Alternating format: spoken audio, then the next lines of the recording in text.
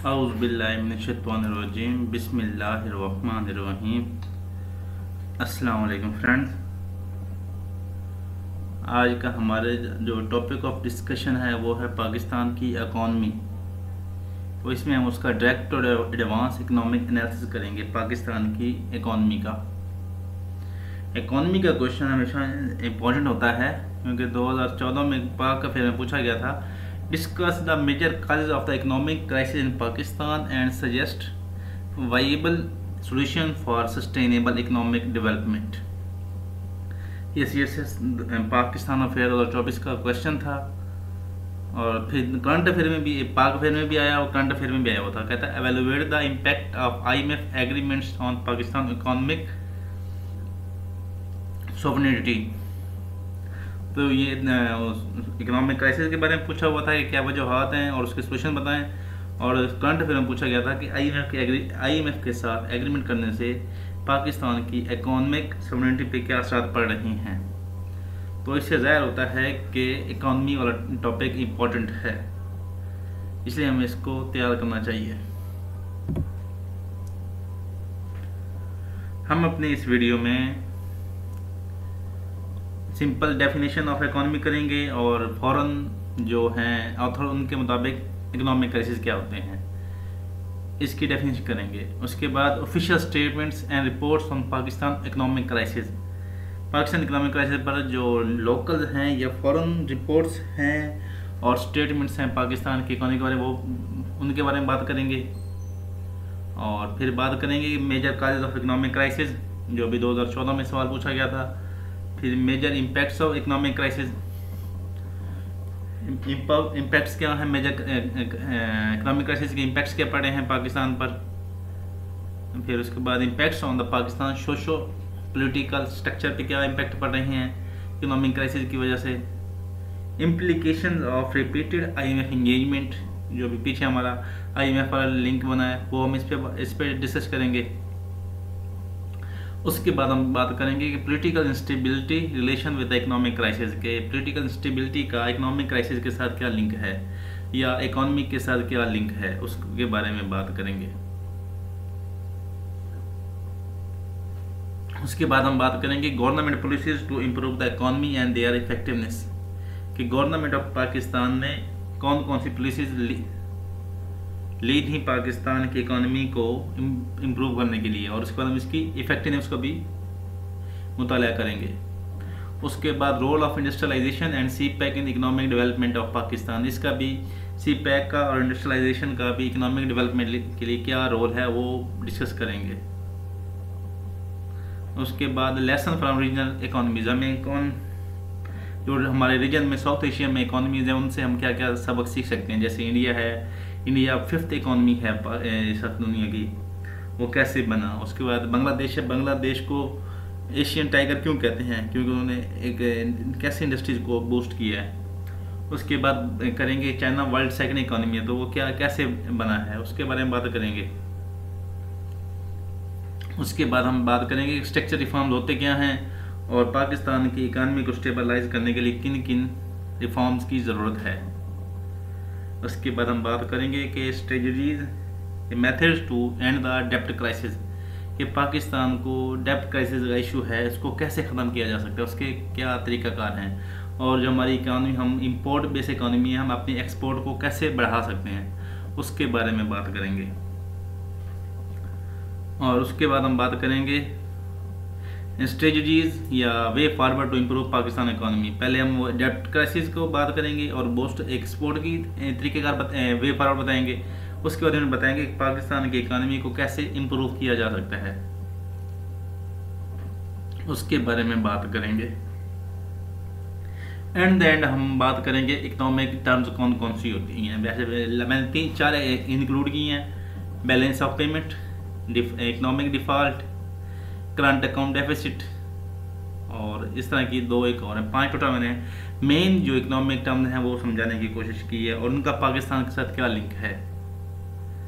मैं उम्मीद करता हूं कि अगर आप ये वीडियो अगर मुकम्मल तरीके के साथ लेक्चर के तौर पर सुने और इसको नोट डाउन कर लें तो आपकी इकोनॉमी पे जितना भी टॉपिक है उसके बाद आपको दूसरी वीडियो सुनने की इकोनॉमी पर जरूरत नहीं रहेगी, क्योंकि इसमें डेफिनेशन भी कर रहे हैं, स्टेटमेंट से रिपोर्ट्स भी कर रहे हैं, major causes of economic crisis, major impacts की बात कर रहे हैं, IMF के साथ जो हमारा लिंक है उसके बारे में बात कर रहे हैं, पॉलिटिकल स्टेबिलिटी का इकोनॉमी के साथ लिंक भी बात कर रहे हैं, गवर्नमेंट पॉलिसीज की बात कर रहे हैं, इंडस्ट्रियलाइजेशन CPI की बात कर रहे हैं।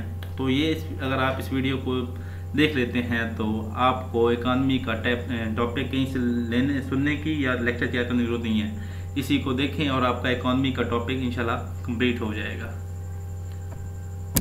मज़ीद आगे बढ़ने से पहले आप हमारे द लर्नर्स ग्रुप को लाइक करें, शेयर करें, और जिस नए टॉपिक पर आप वीडियो चाहते हैं कि हम उस वीडियो नेक्स्ट टॉपिक पर वीडियो बनाएं तो आप उसको कमेंट करें।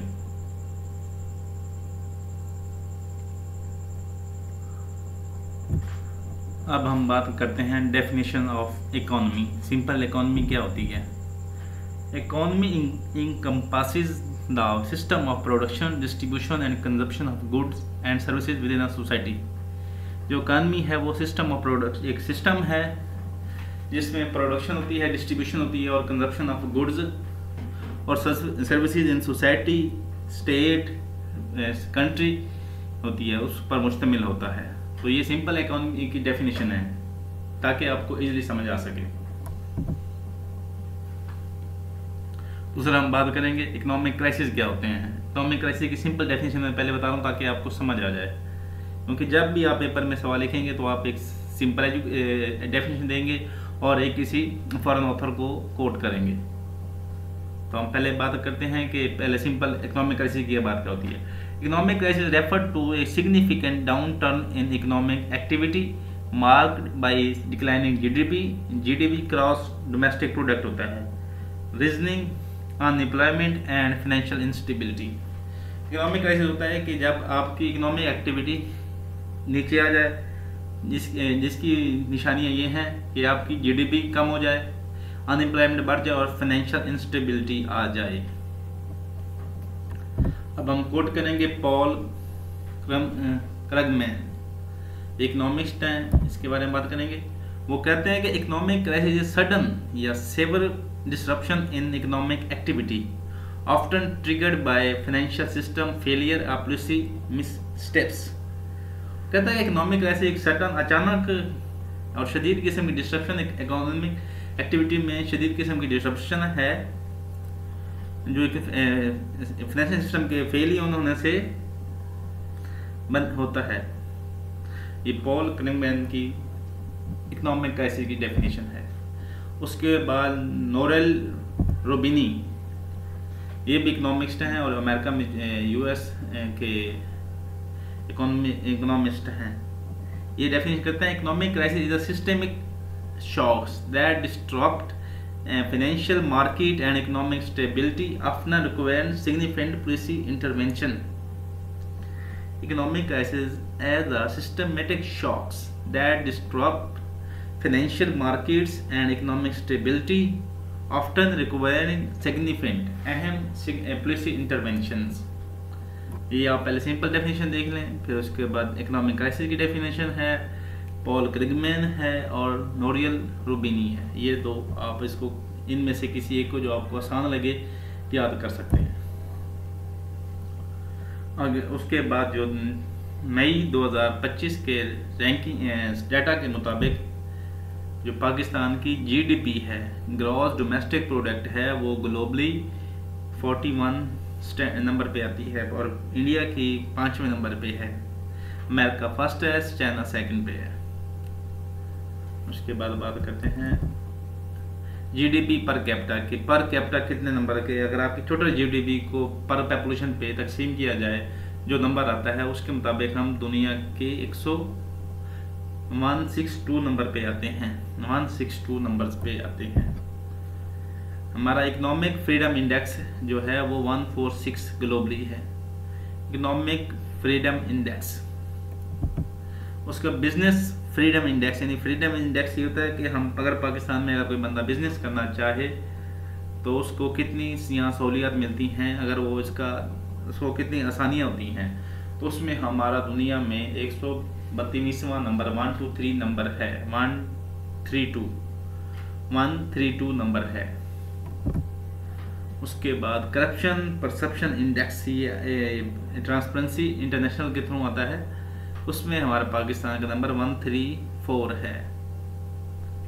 इसके यानी मतलब 133 मुल्क हमसे बेहतर हैं करप्शन फ्री में। अब हम बात करेंगे official statements on Pakistan economic crisis. ये फाइनेंस मिनिस्टर मोहम्मद औरंगजेब, जो हमारे अभी करंटली भी फाइनेंस मिनिस्टर हैं, उन्होंने अप्रैल 2025 में कहा था, declare Pakistan pivotal movement of economic recovery, highlighting progress in fiscal consolidation and structural reforms. उनके मुताबिक पाकिस्तान अभी इकोनॉमिक रिकवरी की तरफ मूव कर रहा है।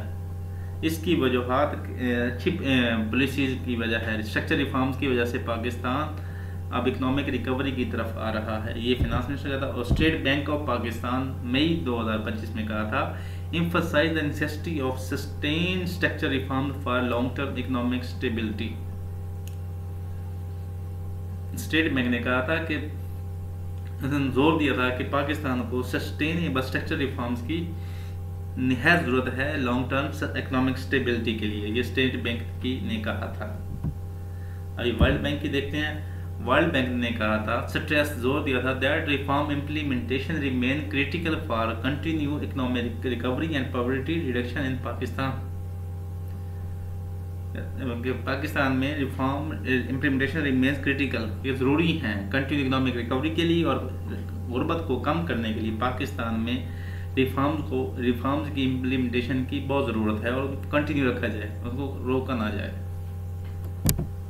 IMF ने भी मई 2024 में अपनी रिपोर्ट के मुताबिक कहा था, स्टेटमेंट ने दी थी, acknowledge sign of economic stabilisation but caution about high downside risk.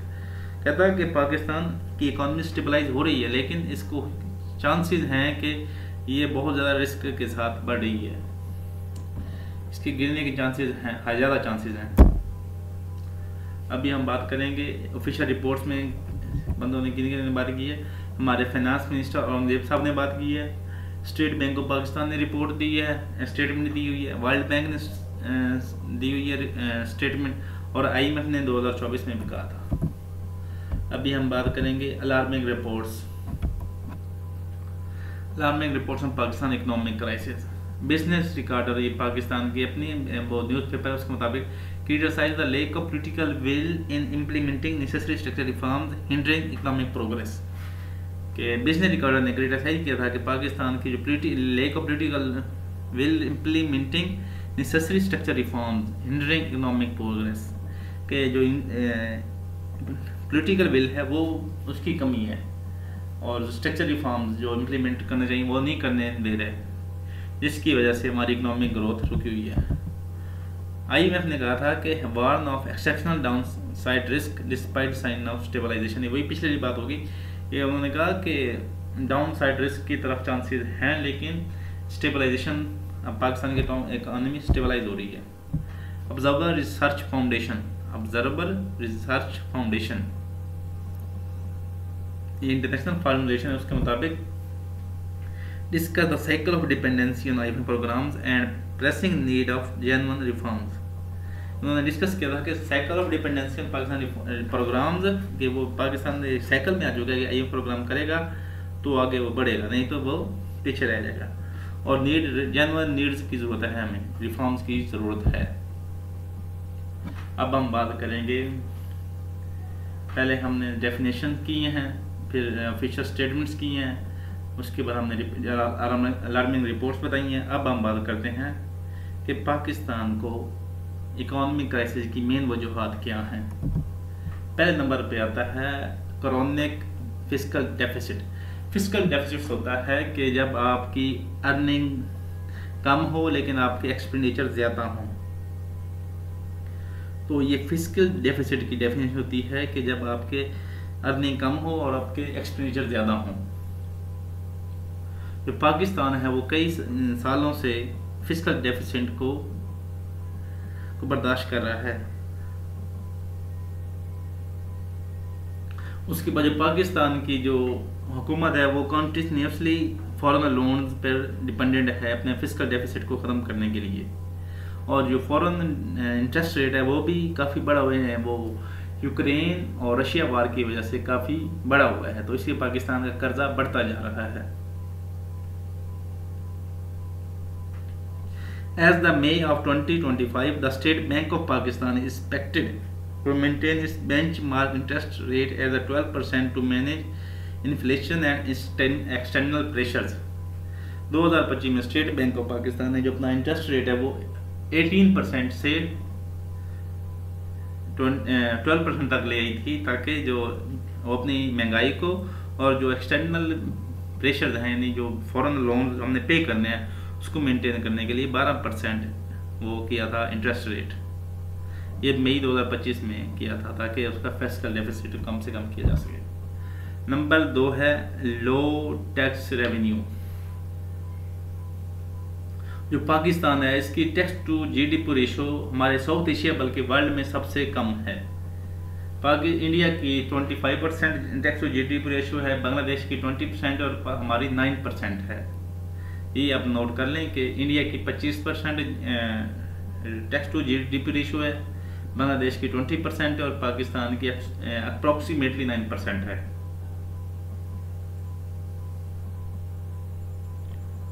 इसकी मेन वजूहत है कि इनएफिशिएंट टैक्स कलेक्शन मैकेनिज्म हैं, और दूसरा नैरो टैक्स बेस है।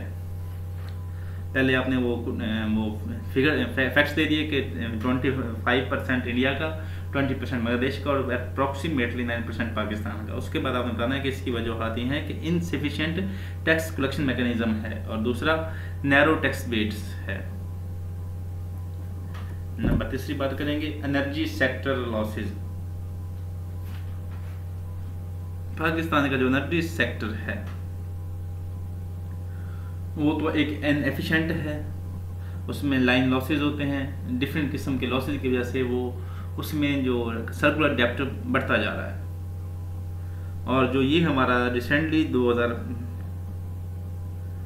जनवरी 2025 तक जो पाकिस्तान का जो सर्कुलर डेप्ट था वो 6.5 ट्रिलियन था, 6.5 ट्रिलियन रुपीस, और ये आपका 6% ऑफ जीडीपी बनता है।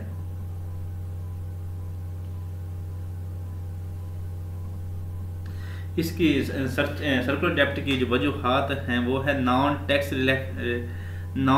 कास्ट रिफ्लेक्टिव टैरिफ हैं, हाई ट्रांसमिशन और डिस्ट्रीब्यूशन लॉसेज हैं, और डिले पेमेंट्स, सब्सिडी पेमेंट्स हैं।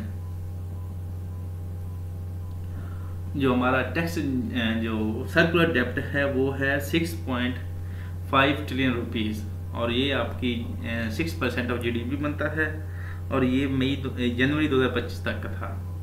और इसकी वजूहात क्या है? इसकी मेन वजूहात है नॉन कास्ट रिफ्लेक्टिव टैरिफ्स हैं, high transmission and distribution losses हैं, और डिलेड सब्सिडी पेमेंट्स हैं। उसके बाद चौथी वजह है वो है पॉलिटिकल इंस्टेबिलिटी। जो हमारी बार बार गवर्नमेंट चेंज हो जाती है, और उसकी वजह से जो पॉलिसीज हमने एक हुकूमत लेके आती है वो उसको रिवर्स कर देती है, जिसकी वजह से इनकंसिस्टेंट पॉलिसीज हैं। फॉर एग्जांपल हमारे field marshal master Ayub Khan लेके कैपिटलिज्म, जिसकी वजह से हमारी इंडस्ट्री बड़ी तेज़ी से ग्रो हुई, हमारी जीडीपी ग्रोथ 5% प्लस थी। और उसके बाद फिर हमारे जुल्फ़िकार भुट्टो साहब आए, उन्होंने वो लेकर नेशनलाइजेशन, जिसकी वजह से हमारी जीडीपी ग्रोथ कम हो गई और भी बहुत ज़्यादा लॉसेज हुए। जैसे पहले हमारे जो ये थे ये अच्छे से प्रोडक्टिविटी दे रहे थे, लेकिन नेशनलाइजेशन की वजह से हमारे बहुत से इदारे तबाह हो गए। उसके बाद फिर प्राइवेटाइजेशन आई, तो इसकी वजह एक पॉलिटिकल स्टेबिलिटी ना होने की वजह से और हमारी पॉलिसीज भी कंटिन्यूस नहीं होती। उसके बाद वो कहता है कि political interference in economic decision making has led to inconsistent policies affecting investor confidence and economic planning. कहता है कि पॉलिटिकल इंटरफेरेंस भी जब इकोनॉमिक पॉलिसीज में आती है तो जिसकी वजह से जो इन्वेस्टर कॉन्फिडेंस होता है, जो फॉरेन डायरेक्ट इन्वेस्टमेंट लेके आता है, उसका भी कॉन्फिडेंस लूज होता है, और इकोनॉमिक प्लानिंग भी आपकी इनकंसिस्टेंट रहती है, क्योंकि वो पॉलिसीज बार बार चेंज होती रहती हैं। उसके बाद नंबर 5 पे है कि external shocks. Pakistan import based country है, क्योंकि जैसे कोई इशू होता है, क्योंकि हमारे पाकिस्तान में पहले एनर्जी सिंपल बता लेते हैं, आपकी एनर्जी ऑयल है, ऑयल हम बाहर से मंगवाते हैं। जैसे ऑयल की प्राइसेस ऊपर नीचे होंगी तो हमारी, क्योंकि हमारी इंडस्ट्री सारी ऑयल पे चल रही है, ट्रांसपोर्टेशन ऑयल पे चल रही है, जो भी इंडस्ट्री लिंक है, इकॉनमी है, वो सारी आपकी ऑयल पे है। तो जैसे बाहर एक्सटर्नल शॉक्स पे कोई कन्फ्लिक्ट होगा, जैसे यूक्रेन रशिया का कन्फ्लिक्ट है, मिडल ईस्ट इश्यूज हैं, की वजह से हमें हमारे इकनॉमी की मुतासिर होती है।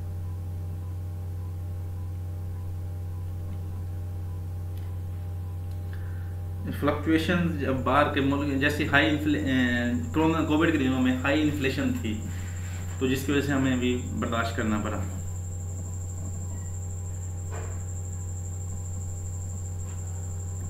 उसके बाद नंबर है स्ट्रक्चरल वीकनेस। स्ट्रक्चर में पाकिस्तान का जो ओवर रिलायंस है वो है एग्रीकल्चर और टेक्सटाइल सेक्टर्स पे। रिलायंस हमने डाइवर्सिफाई अपनी इंडस्ट्रीज नहीं की, हमने जो मेजर सेक्टर का वो एग्रीकल्चर है। एग्रीकल्चर में भी हम सिर्फ चावल और गंदम एक्सपोर्ट करते हैं, और बाकी जो हमारी मेन एक्सपोर्ट है वो है टेक्सटाइल्स, जिसकी वजह से हमारी जो क्लाइमेट चेंज की वजह से हमारी एग्रीकल्चर सेक्टर इफेक्ट हो रहा है, और ग्लोबल मार्केट फ्लक्चुएशन की वजह से हमारी टेक्सटाइल सेक्टर इफेक्ट हो रहा है। तो इसलिए हमें अपने इसको डाइवर्सिफाई करना चाहिए। इसके बारे में आगे बात करेंगे, इसके भी पर बात करेंगे। उसके बाद हमारी जो इनएडिक्वेट investment technology and infrastructures hamper productivity and competitiveness. कहता है कि हमारे टेक्सटाइल जो हम एक्सपोर्ट करते हैं उसमें भी हमें जो हमारी वो टेक्नोलॉजी है वो लेटेस्ट नहीं होती, जिसकी वजह से हमें कंपटीशन करने में इश्यूज आते हैं। हमारे जो major crisis of economic crisis हैं, major causes of economic crisis in Pakistan के जो हैं वो हमारा फिस्कल डेफिसिट जो मेजर है, लो टैक्स रेवेन्यू है, एनर्जी सेक्टर लॉसेज है जो हमारा 6% GDP बनता है, पोलिटिकल स्टेबिलिटी की बात हो रही है, एक्सटर्नल शॉक्स यानी इंपोर्ट बेस्ड इकोनॉमी, इसलिए हमें इसके इश्यूज का बर्दाश्त करना पड़ता है। और स्ट्रक्चरल वीकनेसेस है कि हमारी इंडस्ट्री जो हमारा मेन स्ट्रक्चर रिफॉर्म नहीं लाया गया और हमें डिपेंडेंट कर दिया गया, सिर्फ हम एग्रीकल्चर पे ज़्यादा वो सब्सिडाइज करते हैं और टेक्सटाइल सेक्टर को, बाकी हम किसी को इतना सब्सिडाइज नहीं करते जितना इनको को करते हैं। ये हो गई major causes of economic crisis. अभी हम इसके इम्पैक्ट्स की बात कर लेते हैं। जो सबसे मेजर इम्पैक्ट पड़ता है वो है economic currency depreciation. Currency depreciation से मुराद है जब आपके पैसे की वैल्यू कम होती है, जब आपकी करेंसी डिवैल्यू होती है तो आपके मुल्क में वो होती है इन्फ्लेशन, हाई इन्फ्लेशन होती है। क्योंकि जब आपके पास, जब हम हैं इंपोर्ट बेस्ड कंपनी, तो हम तो पैसे चीज़ें डॉलर में ले रहे होते हैं। जैसे हमारे पैसे रुपये की वैल्यू कम होती है तो डॉलर महंगा हो जाता है, तो जो 100 वाली चीज़ होती है वो 150 में हमें लेनी पड़ती है। Whether Pakistan rupee has experienced substantial depreciation, reaching a record low of 289.93 against the US dollar in May 2023। वो कहता है कि जो सबसे हमारा जो मेजर शॉक में लगा था वो मई 2023 में लगा था, जब हमारे रुपए की कीमत 298.93 हो गई थी एक US डॉलर की, जिसकी वजह से हमारी इंपोर्ट कास्ट मुतासिर हुई थी।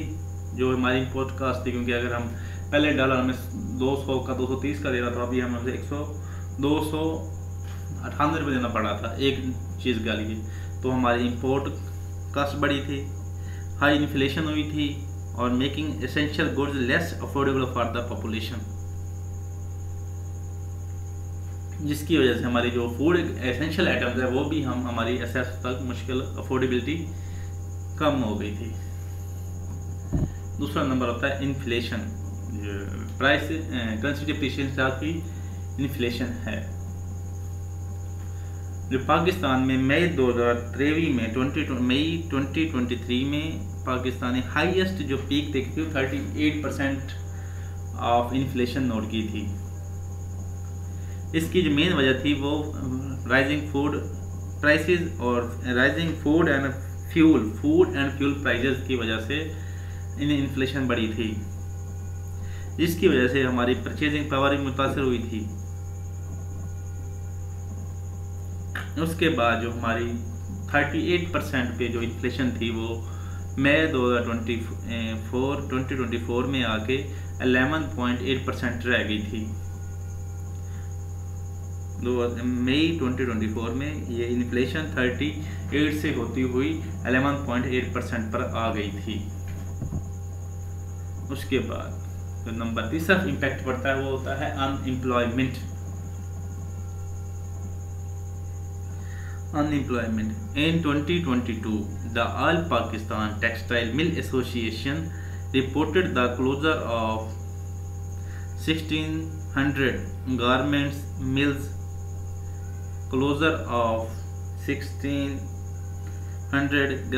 mills, resulting in the employment of the approximately 5 million workers, यानी 50 लाख 1600 गारमेंट्स फैक्ट्री हुई थी 2022 में। All Pakistan textile mill association ने कहा कि पाकिस्तान में 1600 गारमेंट मिल बंद होने की वजह से 50,000 बंदा बेरोजगार हुआ है। उसके बाद पाकिस्तान में उन दिनों पॉलिटिकल इंस्टेबिलिटी की वजह से मोबाइल फोन असेंबली यूनिट्स भी बंद हो गए थे। उसके बाद चौथा जो मेजर इम्पैक्ट पड़ता है वो है डेप्ट अकामुलेशन।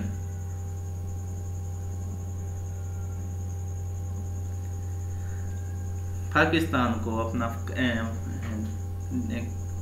फिस्कल डेफिसिट को कंप्लीट करने के लिए हमें बाहर से लोन लेना पड़ता है। बाहर से लोन लेने की वजह से हमारे ऊपर मजीद कर्जा बढ़ता है।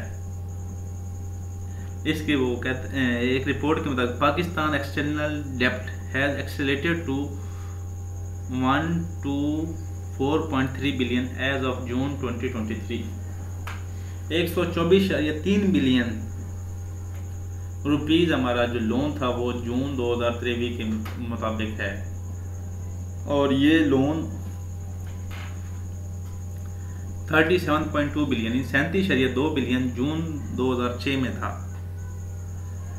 फिस्कल डेफिसिट को कंप्लीट करने के लिए हमने जो बाहर से लोन लिए थे वो 2006 में हमारा 37.2 बिलियन था, और जून 2023 में ये 124.3 बिलियन हो गया था।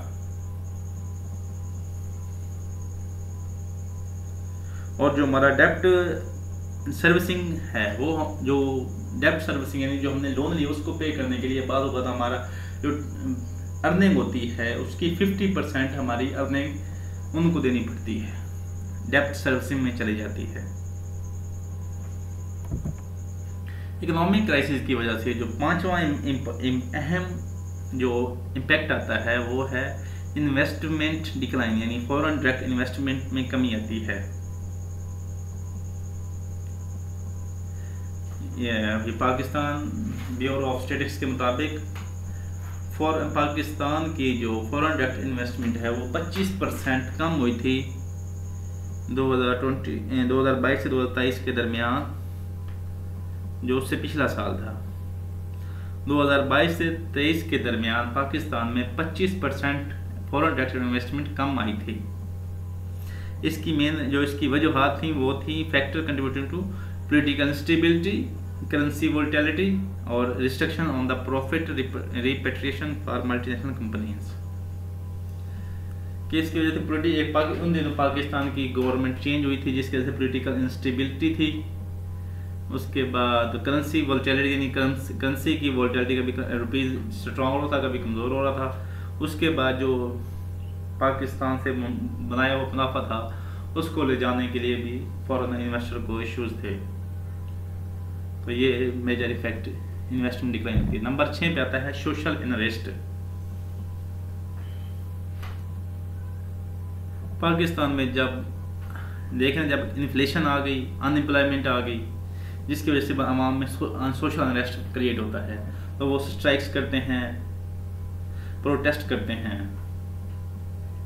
इन अगस्त 2023, 2023 में अगस्त के महीने में traders across Pakistan launch a country wide strike to protest against the high inflation, increased utility bills and the depreciation of the rupee।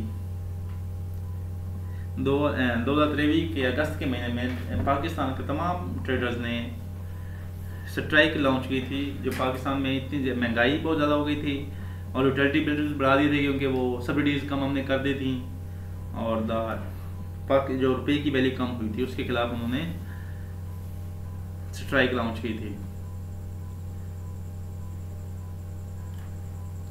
और जो हमारे जो कमर्शियल इन स्ट्राइक्स के दौरान जो हमारे major commercial hubs like Karachi, Lahore, Peshawar, Quetta were effectively shut down during this protest. इन protest के दौरान जो हमारी वो थी इकोनॉमिक हब से वो बंद रहे थे। Major impacts of economic crisis में आ जाता है करेंसी डेप्रिसिएशन हो जाती है, इन्फ्लेशन हाई इन्फ्लेशन होती है, अनएम्प्लॉयमेंट बढ़ जाती है, डेप्ट अकमुलेशन होती है, इन्वेस्टमेंट डिक्लाइन होता है और सोशल अनरेस्ट क्रिएट होता है। अभी हम बात करेंगे कि impacts on the Pakistan social political structure, कि पाकिस्तान का सोशल इकोनॉमिक क्राइसिस की वजह से हमारे सोशल पॉलिटिकल स्ट्रक्चर पे क्या इम्पैक्ट होता है। नंबर जो पहला आता है वो ओरिजिन ऑफ पब्लिक ट्रस्ट, कि पाकिस्तान का जो पब्लिक ट्रस्ट है उसमें कमी आती है। वो कहते हैं कि जो 2024 का इलेक्शन हुआ था वो रिग्ड इलेक्शन है। आवाम ये समझती है कि पब्लिक, क्योंकि उनकी पॉलिसीज कंसिस्टेंट नहीं है और वो कहते हैं कि ये इलीगली आए हुए हैं, तो इसलिए उनका पब्लिक इंटरेस्ट नहीं है।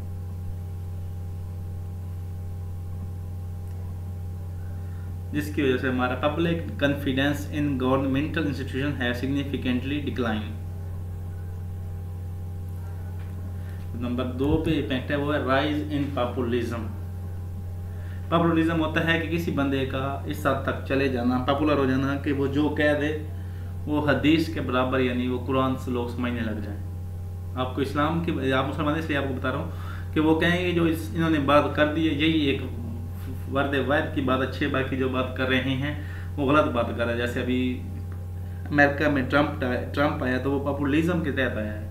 मोदी जो है वो पॉपुलिज्म के तहत वो उनके आवाम के दरमियान हिंदुत्व को प्रमोट करता है, तो इसलिए वो पॉपुलिज्म के तहत आया।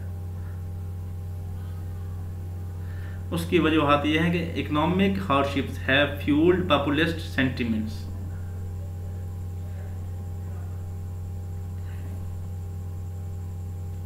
और जो पॉपुलिज्म को प्रमोट करने, वो कहता है कि जो इकोनॉमिक हार्डशिप्स होती है ना वो लोगों के दरमियान पॉपुलिज्म को प्रमोट, जो सेंटिमेंट्स हैं वो प्रमोट्स करती हैं कि जो ये बंदा है ये हमारे इकोनॉमिक इश्यूज को रिजॉल्व करेगा। जो social media platforms have been instrumental in mobilising this support base. जो सोशल मीडिया है वो इसके लिए अहम रोल अदा करता है। उसके बाद जो पॉलिसी इनकंसिस्टेंसीज होती हैं, जो हमारी इकोनॉमिक पॉलिसीज होती हैं वो इनकंसिस्टेंट होती हैं।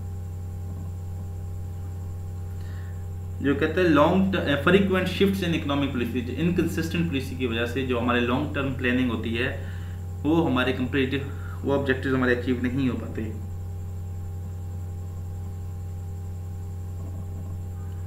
तो पॉलिसी इनकंसिस्टेंसी की वजह से हमारे जो लॉन्ग टर्म होते हैं, शॉर्ट बात होता है तो हम शॉर्ट टर्म में अपने ऑब्जेक्टिव अचीव नहीं कर पाते, लॉन्ग टर्म की तो अलग बात है। तो उसके बाद जो नंबर 4 पे जो मेजर इम्पैक्ट पड़ता है वो होता है brain drain. The country faces a significant exodus of skilled professionals, कि पाकिस्तान के जो स्किल्ड प्रोफेशनल्स लोग हैं वो पाकिस्तान को छोड़ के जा रहे हैं। उनके यहाँ तो एक तो आपकी सैलरी कम है, ऊपर से इतनी हाई इन्फ्लेशन है कि गरीब एक अच्छा खासा बंदा भी आप अपने फैमिली को, जो यहाँ living the cost of living है वो बहुत ज़्यादा महंगी होगी होने की वजह हो गई है, जिसकी वजह से लोग बाहर के मुल्कों की तरफ जा रहे हैं। ब्रेन ड्रेन का इशू है। इन 2023 over 45,000 highly skilled individuals salt employment abroad, के 2023 में 45,000 जो हाईली प्रोफेशनल स्किल्स यानी डॉक्टर, इंजीनियर, IT एक्सपर्ट थे उन्होंने नौकरी बाहर तलाश करना चाहिए पाकिस्तान में सर्व करने से इनकार किया। जिसकी वजह से हमारा जो हेल्थ केयर और टेक्नोलॉजी सेक्टर्स हैं वो मुतासिर हुए। नंबर 5 पे है इनकरेज पोलराइजेशन। पोलराइजेशन ये होती है कि अपने जो लीडर हैं उसके लिए कोई भी गलत नेगेटिव बात ना सुनना। इस पर इंशाल्लाह हम लेक्चर तैयार करेंगे। पॉलिटिकल पोलराइजेशन क्या होती है, उसकी क्या वजूहात होती हैं, इस पर हम इंशाल्लाह लेक्चर करेंगे, आपने बताना है वीडियो में। Political divisions has deepened with opposition parties forming alliance against the ruling coalition government।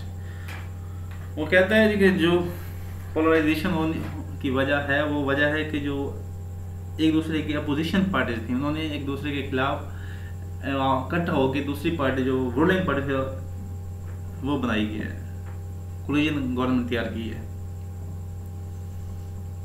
Political polarisation की वजह से आवाम में बर्दाश्त की कमी आई है।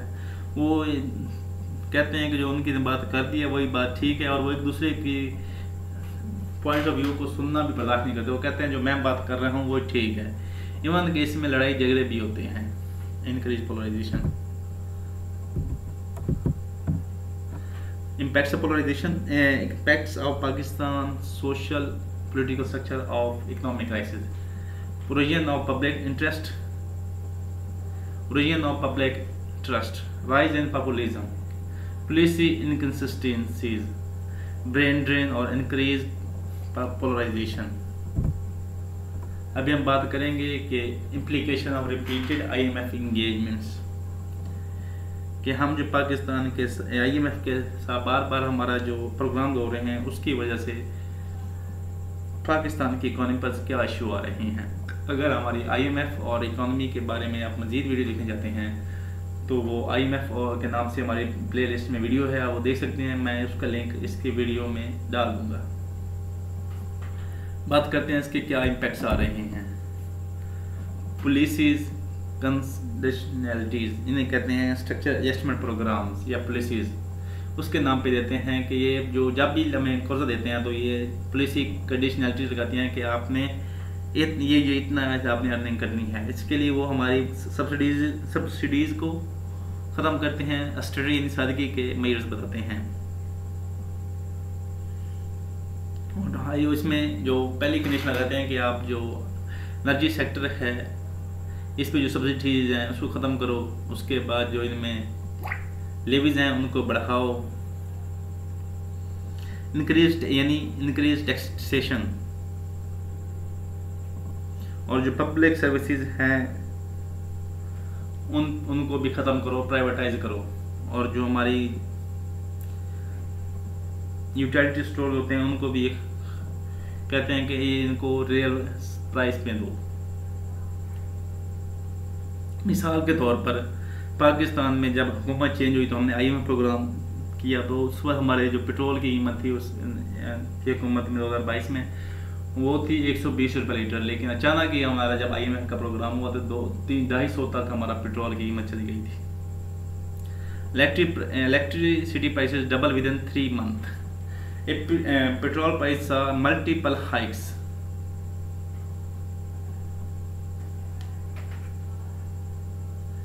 And Dr. Aisha Khan emphasized the need to balance fiscal consolidation with the social productions।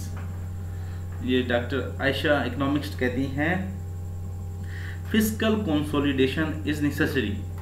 ये quotation है, याद कर लें आप। डॉक्टर आयशा इकोनॉमिस्ट हैं, उन्होंने कहा doctor Ayesha Khan, while fiscal consolidation is necessary it is equally important to make sure that social safety nets are strengthened. The government has to spend on health, education and social protection to make the blow softer on the poor। ये आप quotation तैयार दोबारा लिख लें अपनी, बेहतर होगा। While fiscal consolidation is necessary, it is equally important to make sure that social safety nets are strengthened. The government has to spend on health, education and social protection to make the blow softer on the poor। उसके बाद होता है sovereignty concerns। जो IMF की conditions होती हैं उसकी वजह से पाकिस्तान की इकोनॉमिक सोवरेनिटी उस पर कंसर्न्स उठते हैं। फॉर एग्जाम्पल अगर मैं आपको बता देता हूँ कि जब वो कहते हैं कि सरकारी मुलाजिम की तनख्वाह के लिए हम IMF से बात करेंगे कि इस दफ़ा हम उनकी तनख्वाहें कितनी बढ़ाएं, तो ये क्या है कि हम अपनी सरकारी मुलाजमीन की तनख्वाहें अपनी मर्जी से नहीं बढ़ा सकते, उसके लिए हमें IMF से पूछना पड़ता है। जिसकी वजह से पाकिस्तान की जो सॉवरेनिटी है वो अंडर थ्रेट होती है और Pakistan ability to chart its own economic courses यानी वो अपनी इकोनॉमिक पॉलिसीज तैयार नहीं कर सकता। डेब्ट servicing pressures,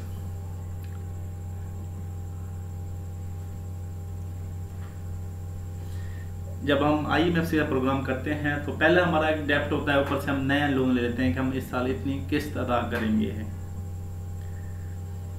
Pakistan's debt servicing obligations have accelerated, consuming a significant portion of government revenue. Interest payments alone accumulated of 27% of government revenue in 2024, surpassing those of Sri Lanka and Bangladesh। वो कहते हैं जो श्रीलंका जो default हो चुका है उसकी जो डेप्ट सर्विसिंग है वो भी पाकिस्तान से कम है। हमारा जो 57% ऑफ गवर्नमेंट रेवेन्यू है वो सिर्फ डेप्ट पेमेंट्स सर्विसिंग में चला जाता है।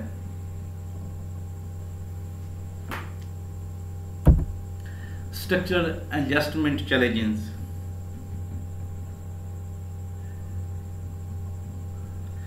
implementing structural reform as mandated by IMF has proven challenging।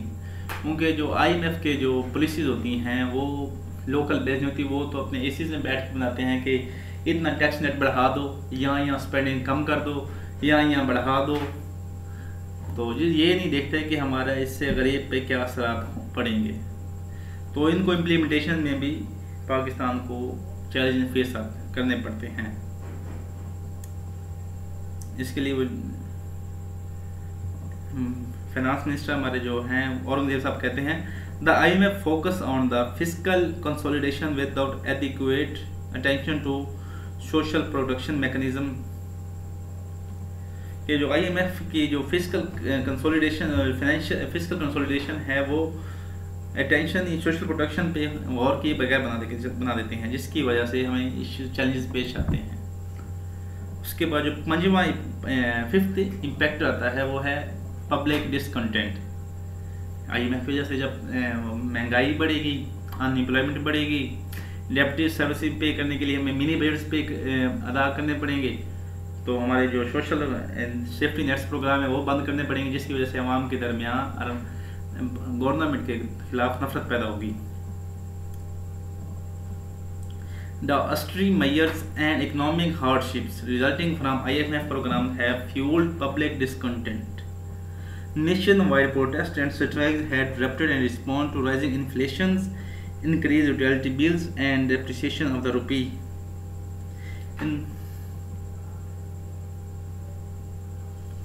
वो कहता है कि जब आपकी इन्फ्लेशन बढ़ती है, यूटिलिटी बिल्स की बढ़ते हैं और पैसे की वैल्यू कम होती है, जिसकी वजह से नेशनल वाइड प्रोटेस्ट खड़े हो गए थे।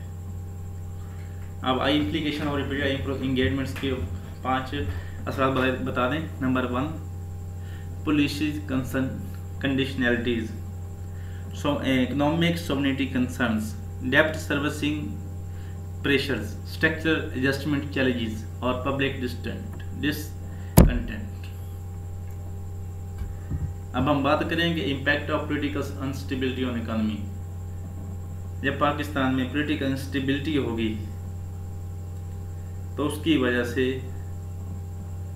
क्या क्या असरात हमें आते हैं। पॉलिटिकल स्टेबिलिटी का भी इकोनॉमी के लिए बहुत असर है। जब आपकी इकोनॉमी, आपको वैसे बता देता हूँ, अगर आपकी पॉलिटिकल अनस्टेबिलिटी होगी तो आप कंसिस्टेंट पॉलिसीज होंगी। जब कंसिस्टेंट पॉलिसीज होंगी तो आपके लॉन्ग टर्म, शॉर्ट टर्म आप ऑब्जेक्टिव अचीव कर रहे होंगे।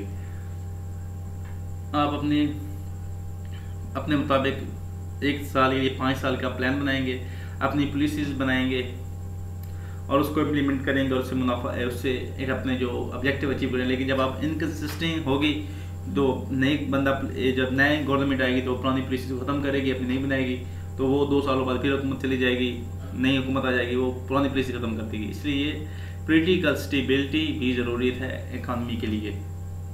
लेकिन हम बात करेंगे कि impact of political instability on the economy. जो पहला इम्पैक्ट पड़ता है वो इन्वेस्टर कॉन्फिडेंस रीजन के पॉलिटिकल इंस्टेबिलिटी की वजह से इन्वेस्टर का कॉन्फिडेंस लूज होता है।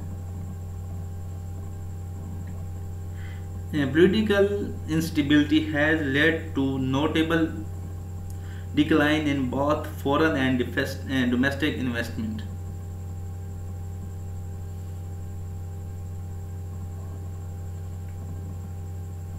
International companies have scaled back or ceased operations in Pakistan due to inconsistent policies and an unpredictable business environment. के इंटरनेशनल कंपनीज हैं उन्होंने अपनी इंडस्ट्रीज बंद कर दी हैं या फिर इनको जो स्केल है वो कम कर दी है, क्योंकि इनकंसिस्टेंट पॉलिसीज की वजह से जब इनकंसिस्टेंट पॉलिसीज होती हैं तो वो कभी स्ट्राइक्स, प्रोटेस्ट, जिसकी वजह से उनका बिजनेस मुतासर होता है, तो उन्होंने उनका कॉन्फिडेंस लूज होता है। नंबर 2 आता है delay reform, postponement of critical economic strategies के हमारी पॉलिटिकल इंस्टेबिलिटी की वजह से जो हमारी इकोनॉमिक रिफॉर्म्स होती हैं वो डिले होती रहती हैं, क्योंकि जब वो रिफॉर्म एक बंदा जो ब्यूरोक्रेसी के बंदा उसने बनाई हैं इकोनॉमिक रिफॉर्म्स के, आप ये लेके हैं, जब वो जाती हैं पार्लियामेंट में पॉलिटिकल गवर्नमेंट चेंज होती है तो फिर वो रिवर्स बैक कर जाती हैं, फिर गवर्नमेंट चेंज होती है तो फिर वो पेश करता है, तो फिर वो जब वो साइन होने के करीब पहुँचती हैं तो फिर गवर्नमेंट चेंज होती है। इसलिए पॉलिटिकल इंस्टेबिलिटी की वजह से रिफॉर्म्स ऑन टाइम पे नहीं पास होती। Finance Minister Shamshad Akhtar acknowledged the political instability has disrupted economic growth, stressing the importance of structural reforms to achieve macroeconomic stability. जो हमारे फाइनेंस मिनिस्टर शमशाद अख्तर वो कहते हैं कि पॉलिटिकल इंस्टेबिलिटी हैज़, उनकी कोटेशन याद कर लें, ये शमशाद अख्तर साहब ने लिखी है, political instability has disrupted economic growth, stressing the importance of economic structural reforms to achieve macroeconomic stability. Political instability has disrupted economic growth, stressing the importance of structural reforms to achieve macroeconomic stability. उसके बाद जो number 3 पे impact आता है वो है budgetary mismanagement.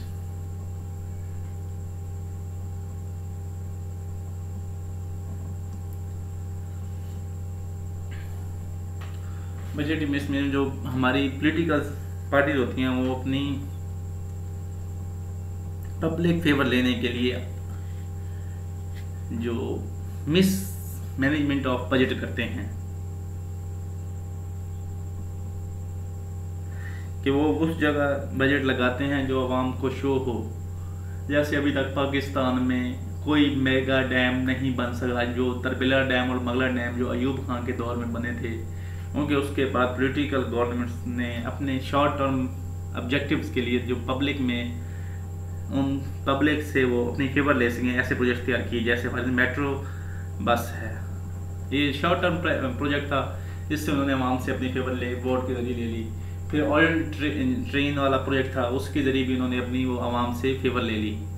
Long term project नहीं बना सकते, लॉन्ग टर्म प्रोजेक्ट्स के लिए उनके लिए बजट चाहिए होता है और ये बजट को मिसमैनेज करते हैं,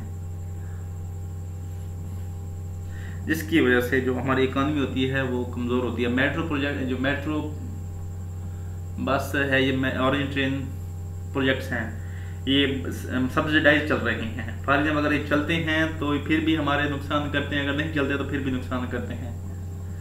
तो ऐसे प्रोजेक्ट्स तो लगा दिए लेकिन आवाम की फेवर के लिए लगाए, अपने इकोनॉमिक ऑब्जेक्टिव्स के लिए नहीं लगाए।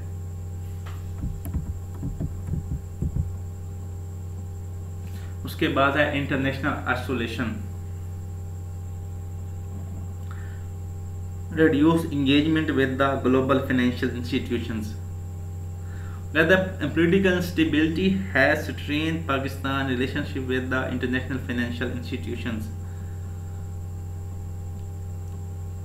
Delay in implemented agreed upon reforms has led to suspension or postponement of financial support from entities like the IMF. Political instability की वजह से हमें इंटरनेशनल आइसोलेशन का इशू बर्दाश्त करना पड़ता है। जो फॉर एग्जांपल जो Iran Pakistan India gas pipeline थी, जिसे हम पीस पाइपलाइन कहती हैं, वो पॉलिटिकल इंस्टेबिलिटी की वजह से काफ़ी उसकी वजह से पोस्टपोन्ड होती रही है। और अभी ईरान कहता है कि आप हमें $80 मिलियन रुपया जुर्माने के तौर पर देंगे। तो जी अगर हमें पे करना पड़ेगा, हमने लिख के दिया हुआ है, इसकी वजह से ऐसे इश्यूज हमें फेस करने पड़ते हैं पॉलिटिकल इंस्टेबिलिटी की वजह से। अब हम बात करेंगे पाकिस्तान ने कौन कौन सी पॉलिसीज अपनी इम्प्रूव करने के लिए कौन कौन सी पॉलिसीज स्टार्ट की हैं। पहले हैं टैक्स रिफॉर्म। टैक्स रिफॉर्म ने की है broadening the tax base and enhancing collection efficiency. The Federal Board of Revenue has intensified efforts to expand the tax base. As of March 2025, ये फैक्टर लिख लें आप। As of March 2025, active taxpayer increased to 6.5 million, up to 3.35 million in February 2024। वो कहता है कि tax reform में ना ब्रॉडनिंग द टैक्स, उन्होंने अपना टैक्स बेस बढ़ाया है। और मार्च 2025 में जो एक्टिव टैक्स पेयर की तादाद थी वो 6.5 मिलियन हो गई है, जो फरवरी के 2024 में 3.35 मिलियन थी।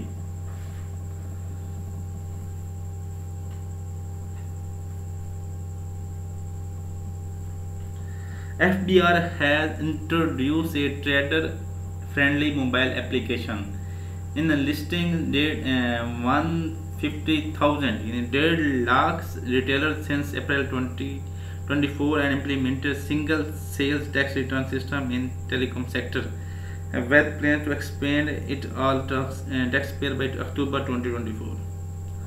कहता है कि जो पहले जो सिस्टम था टैक्स रिफॉर्म तो लेके आए हैं, लेकिन इसमें एक टैक्स बेस बढ़ाया और उसके बाद मोबाइल फ्रेंडली एप्लीकेशन बनाई है जिसके ज़रिए आप अपना इजीली टैक्स पे कर सकते हैं, टैक्स रिटर्न कर सकते हैं। अभी ऐप का मेरा नाम याद नहीं आ रहा, लेकिन वो ऑनलाइन ऐप है जिसके ज़रिए आप अपना इजीली अपने आप को फाइलर बना सकते हैं। उसके बाद है एनर्जी सेक्टर रिफॉर्म्स। इकॉनमी जो हमारी जो मेन नुकसान बना रही है वो एनर्जी सेक्टर उसके रिफॉर्म लेके आए थे। एड्रेसिंग सर्कुलर डेप्ट एंड इनहेंसिंग प्रोडक्शन, इनका जो मेन प्रोजेक्ट इसका जो था ऑब्जेक्टिव थे कि वो एड्रेसिंग सर्कुलर डेप्ट है, सर्कुलर डेप्ट को कम से कम करना और इनहेंसिंग प्रोडक्शन और एफिशिएंसी को बढ़ाना। Government energy sector faces a significant challenge with the circular डेप्ट reaching 5.725 trillion as of November 2025।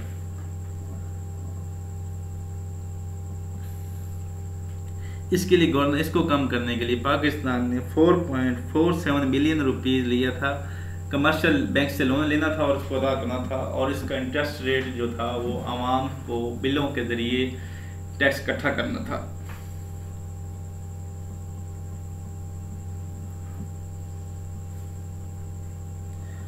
बता रहे थे ये जो गवर्नमेंट इसका जो एनर्जी सेक्टर रिफॉर्म सर्कुलर डेप्ट है जो 6.5 बिलियन जो अभी मई 2025 में हो चुका है, उसका तरीकाकार ये निकला था कि 4.45 बिलियन डॉलर लोन लेंगे कमर्शियल बैंक से, और इस पे जो इंटरेस्ट रेट होगा वो सरकार टैक्स कलेक्ट करेगी थ्रू बिल्स के थ्रू। उसके बाद the government is encouraging Chinese power plants operating in Pakistan to transition from imported fuel to domestic fuel from third region, aiming to reduce energy cost and alleviate pressure on foreign exchange reserves. उसके बाद government जो है वो Chinese power plants को कह रही है कि आप जो बाहर से इंपोर्टेड फ्यूल ले रहे हैं उसको छोड़ें और जो हमारा लोकल थर्ड रीजन से कोल निकल रहा है उसको इस्तेमाल करें। उसके बाद एक्सपोर्ट प्रमोशन,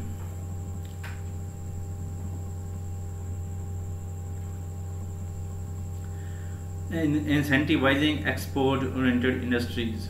एक्सपोर्ट प्रमोशन के लिए का the Pakistan export processing zone authority, the Pakistan export processing zone authority continues to promote export oriented industries by offering tax breaks duty free imports of machinery and raw materials and streamline regulation।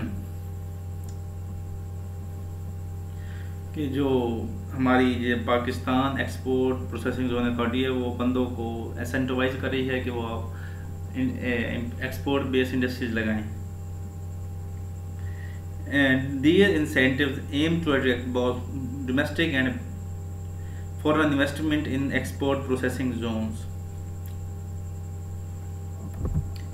Number 4 पे है economy improve करने के लिए safety and social safety nets.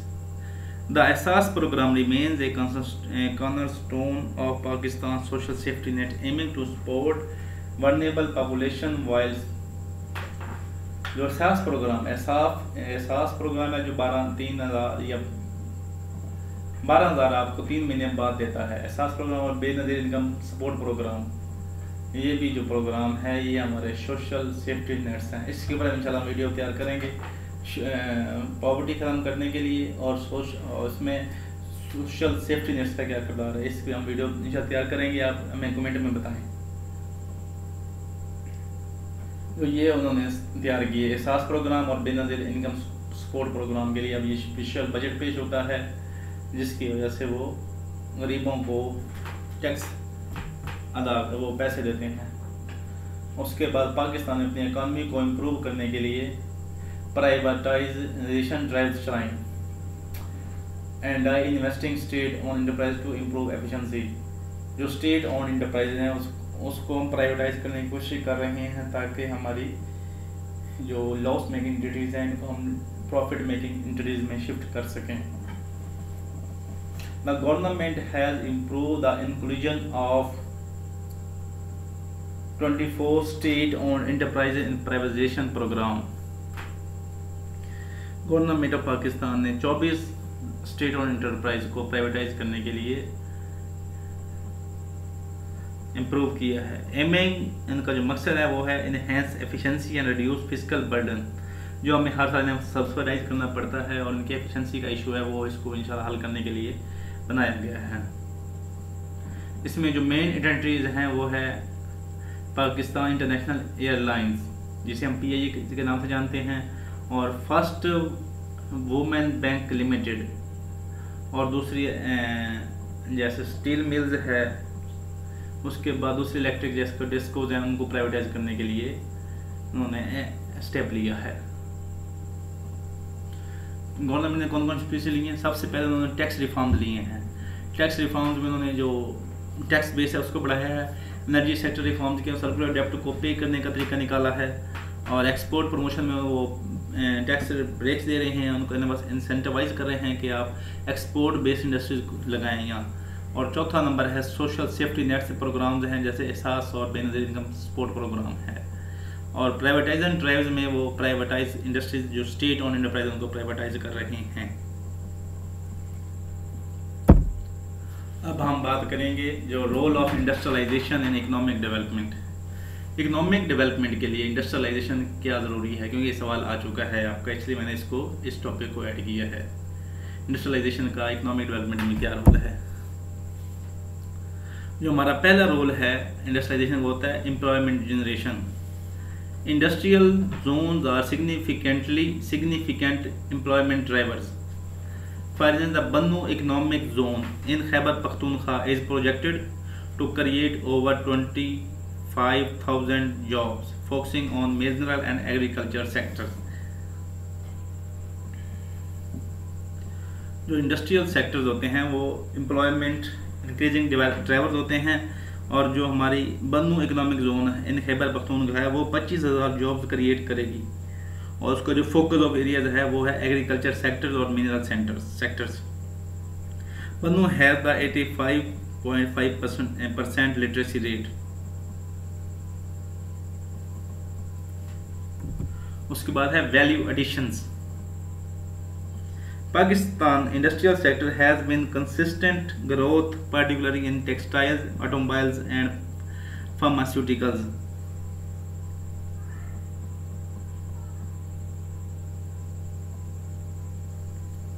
जैसा कि पाकिस्तान की जो industrial sector जो इम्पोर्टेंट हैं वो जो कंसिस्टेंट ग्रोथ में जा रहे हैं वो है textile, automobiles और pharmaceuticals. The textile industry accumulated of 60% of exports. 60% जो हमारी एक्सपोर्ट्स कर रही हैं वो एक टेक्सटाइल सेक्टर है. जब एक्सपोर्ट कर रही हैं तो हमारे रेमिटेंसेज आ रहे हैं, रेमिटेंस की वजह हमारे इकॉनमी मजबूत हो रही है. वैल्यू एडिशन से मुराद है कि इंडस्ट्रियलाइजेशन से हमारे प्रोडक्ट में वैल्यू एडिशन होती है. पहले हम सिर्फ गंदम और चावल एक्सपोर्ट कर रहे थे, लेकिन इंडस्ट्रीज की वजह से हम जब ऐसी चीज़ें एक्सपोर्ट करती हैं तो हमारी जो एक मन गंदम की जो कीमत है, जो मिसाल देता है मेरा दोस्त, वो कहता है कि आपकी 100 मन की गंदम और एक आईफोन की कीमत एक बराबर होती है. 100 मन गंदम देखें कितना टाइम अरसा लगता है उसको बनाने में, और एक आईफोन का मोबाइल है उसको बनाने में कितना टाइम लगता है. तो ये वैल्यू एडिशन की बेहतरीन मिसाल है, आप इसको कोट कर सकते हैं. उसके बाद एक्सपोर्ट डाइवर्सिफिकेशन. एक्सपोर्ट डाइवर्सिफिकेशन में जो पहला टॉपिक आता है वो है, पहला पॉइंट है वो efforts are under way to diversify Pakistan export based beyond traditional goods. The made in Pakistan policy supports sector such as pharmaceuticals, engineering, goods and IT services. कहता है एक्सपोर्ट डाइवर्सिफिकेशन हमारे जो 60% जो एक्सपोर्ट्स हैं वो सिर्फ हमारी टेक्सटाइल से आ रही हैं. लेकिन अभी वो इंडस्ट्रियलाइजेशन की वजह से दूसरी इंडस्ट्री जब फार्मास्यूटिकल्स लगती हैं, ऑटोमोबाइल होते हैं, जो उससे भी हमारी इंडस्ट्रियलाइजेशन ग्रोथ होती है, एक्सपोर्ट बढ़ती हैं, इकोनॉमिक डेवलपमेंट होती है, डाइवर्सिफाई होता है. जो इफेक्ट तैयार कर लें, IT export increase from 22.6 billion in 2022 to 3.5 billion in 2024. Note fact कर लें कि IT exports increase from 2.6 billion in 2022 to 3.5 billion in 2024. उसके बाद हमने expanding into markets like Africa and Central Asia offers potential for products like agriculture machinery, processed food and construction materials, reducing reliance on a few major markets. कहता कि अभी हमने Africa और central Asia की तरफ हमने मूव किया. वहाँ हमारी जो हमारी कंजप्शन है वो एग्रीकल्चर मशीनरी, जो हमारी अच्छी ट्रैक्टर्स हैं, गाजी ट्रैक्टर्स, मिलर ट्रैक्टर्स से बड़े मशहूर ट्रैक्टर्स हैं हमारे जो एक्सपोर्ट होते हैं. उसके बाद प्रोसेस फूड है हमारी, और कंस्ट्रक्शन मटेरियल्स हैं जैसे सीमेंट, सीमेंट, डीजी सीमेंट, इस तरह के जो नाम हैं ये भी अच्छे एक्सपोर्ट के लिए, उनकी जगह हम इसको एक्सपोर्ट कर सकते हैं इंस्टेड ऑफ जस्ट सिर्फ टेक्सटाइल. उसके बाद नंबर 5 पे आता है टेक्नोलॉजिकल एडवांसमेंट्स.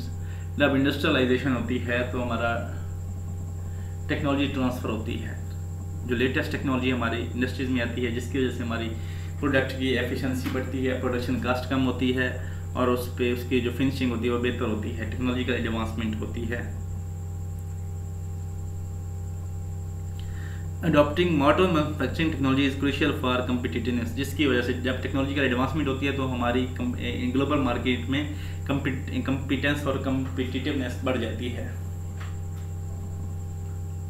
इसी को देखते हुए टेक्नोलॉजी के ट्रांसफर के नाम पे मिसाल ले लें. एक मिसाल for example, Chinese electric vehicle manufacturer BYD plans to establish a car production plant in Karachi. जो टेक्नोलॉजी एडवांसमेंट की एक मिसाल है कि Chinese electric vehicle manufacturer BYD plans to establish a car production plant in Karachi.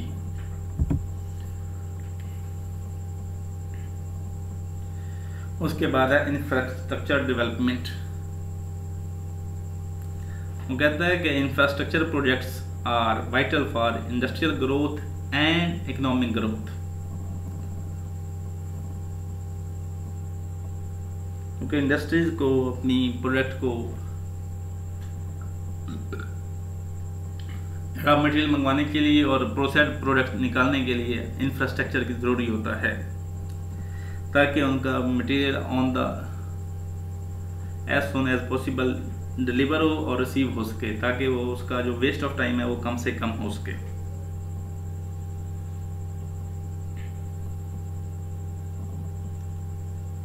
Infrastructure में इसके लिए काम हो रहे हैं. वो पहला है इंडस्ट्रियलाइजेशन के लिए जो पहला वो बन रहा है the $6.8 billion main line 1. ML1 railway renovation aims to enhance connectivity for goods and passengers, facilitating economic development in urban and rural areas.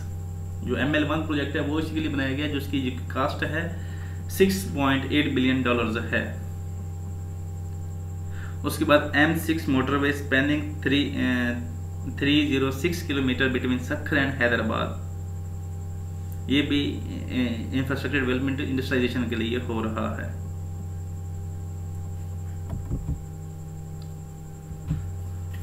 उसके बाद बात हम करते हैं the role of CPEC in improving economic conditions of Pakistan. Role of CPEC in improving economic conditions of Pakistan. जो सबसे पहले उन्होंने काम किया है वो है इंफ्रास्ट्रक्चर डेवलपमेंट। इंफ्रास्ट्रक्चर ज़रूरी है इंडस्ट्रियलाइजेशन के लिए, इंडस्ट्रियलाइजेशन ज़रूरी है इकोनॉमिक ग्रोथ के लिए। इसके लिए जो की products including the construction of 510 kilometre of highways and the addition of 886 kilometres to national transmission network.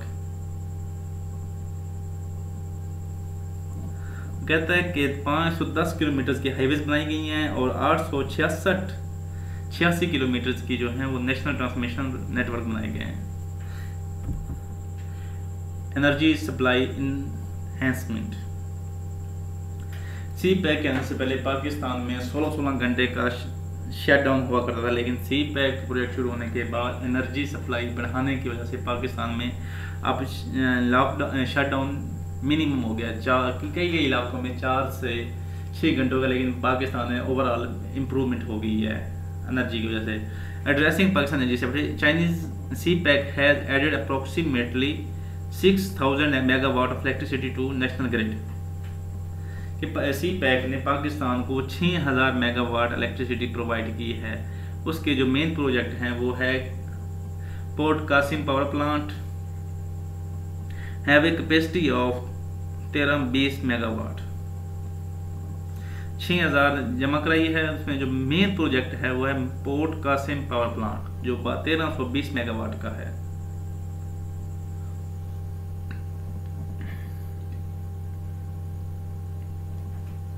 उसके बाद जो तीसरा CPEC इकोनॉमिक ग्रोथ के लिए वो है ट्रेड फैसिलिटेशंस। ट्रेड फैसिलिटेशन के लिए आपके पास इंफ्रास्ट्रक्चर होना चाहिए, वो हमारे पास है। एनर्जी सप्लाई है वो भी हमारे पास है।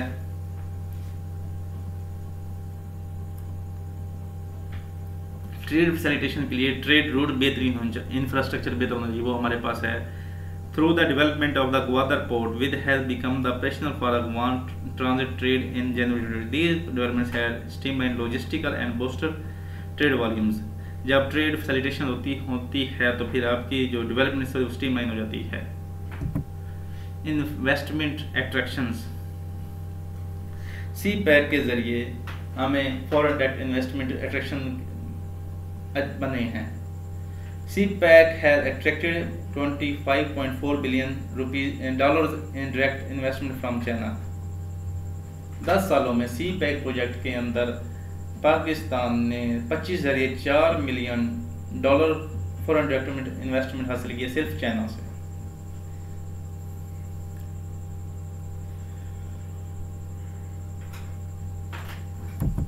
उसके बाद रीजनल इंटीग्रेशन।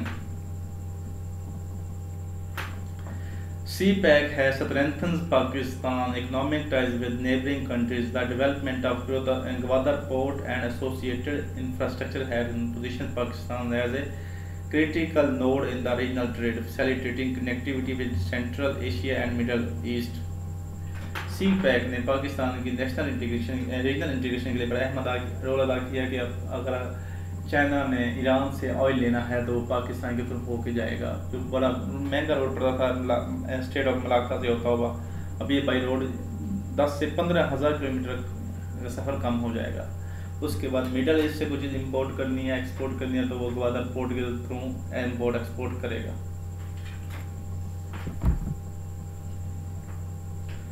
उसके बाद CPEC ने पाकिस्तान की इकोनॉमिक डेवलपमेंट के लिए जॉब क्रिएशन की। CPEC ने अप्रॉक्सीमेटली 2,40,000 जॉब क्रिएट की हैं, जिसमें से 1,60,000 सिर्फ पाकिस्तानों ने फिल की हैं। अप्रोक्सीमेटली 80,000 है वो फॉरनर्स के लिए थी कि हाई प्रोफेशनल लोग थे उसमें, और जो लो प्रोफेशनल लोग थे उनमें पाकिस्तानी को जॉब 1,60,000 पाकिस्तानी जॉब्स क्रिएट हुई हैं। 2,40,000 जॉब क्रिएट की हैं सी पैक ने, उसमें से 1,60,000 रुपये पाकिस्तानी जॉब्स करते हैं। जॉब क्रिएशन में भी सी पैक ने अच्छा रोल अदा किया है।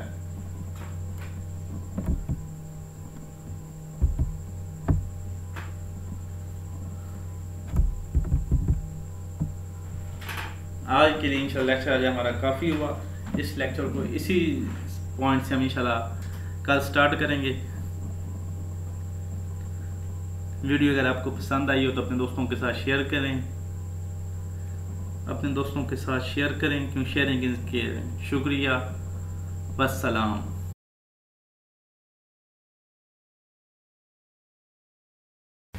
हमारी जो नेक्स्ट स्लाइड है वो है lesson learn from regional economies, कि पाकिस्तान अपनी रीजनल इकोनॉमीज़ जैसे इंडिया, चाइना, बांग्लादेश और वियतनाम से क्या क्या सीख सकता है, उस बारे में हम बात करेंगे। नंबर 1 पे है इंडिया ने emphasise on the IT sector and service sector driving growth. जो इंडिया है, जो भी पूरी दुनिया की 5वीं इकॉनमी है, तो उसने क्या क्या किया, उन्होंने अपना फोकस जो ज़्यादा किया है उन्होंने IT सेक्टर पे दिया है और सर्विसेज सेक्टर पे उन्होंने दिया है।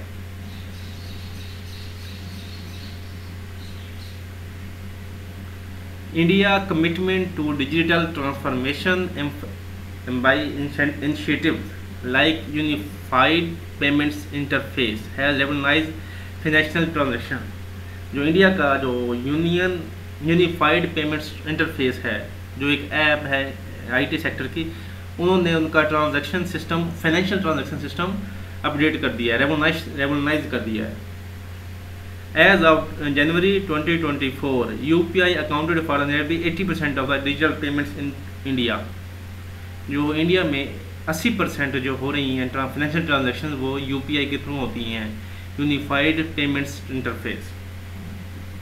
उसके बाद जो इंडिया ने दूसरा काम किया है वो है बिल्ड स्ट्रॉन्ग इंस्टीट्यूशंस।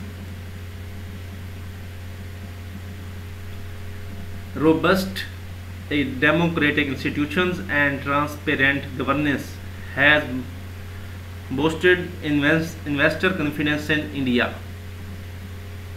इंडिया ने 2 काम किए हैं। उन्होंने अपना पहला IT सेक्टर पे फोकस किया है, डिजिटल ट्रांसफॉर्मेशन पे फोकस किया है, और दूसरा सर्विस सेक्टर पे, और उनने जो डेमोक्रेटिक इंस्टीट्यूशन है उन पे फोकस किया है, जिसकी वजह से उनकी फॉरेन डायरेक्ट इन्वेस्टमेंट बढ़ी है।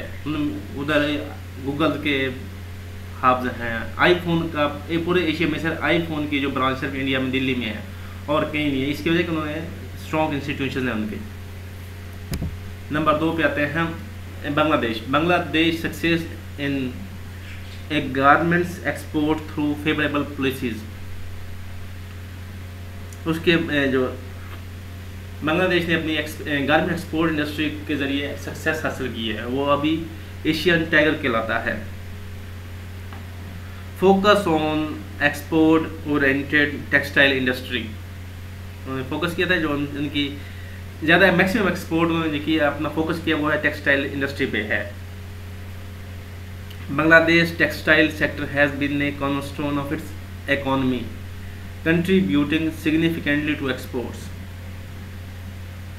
In 2024, the industry achieved a record 50 billion export revenue, और पाकिस्तान का पूरा एक्सपोर्ट 35 बिलियन था। 2024 में जो बांग्लादेश का वो 50 बिलियन सिर्फ टेक्सटाइल एक्सपोर्ट थी।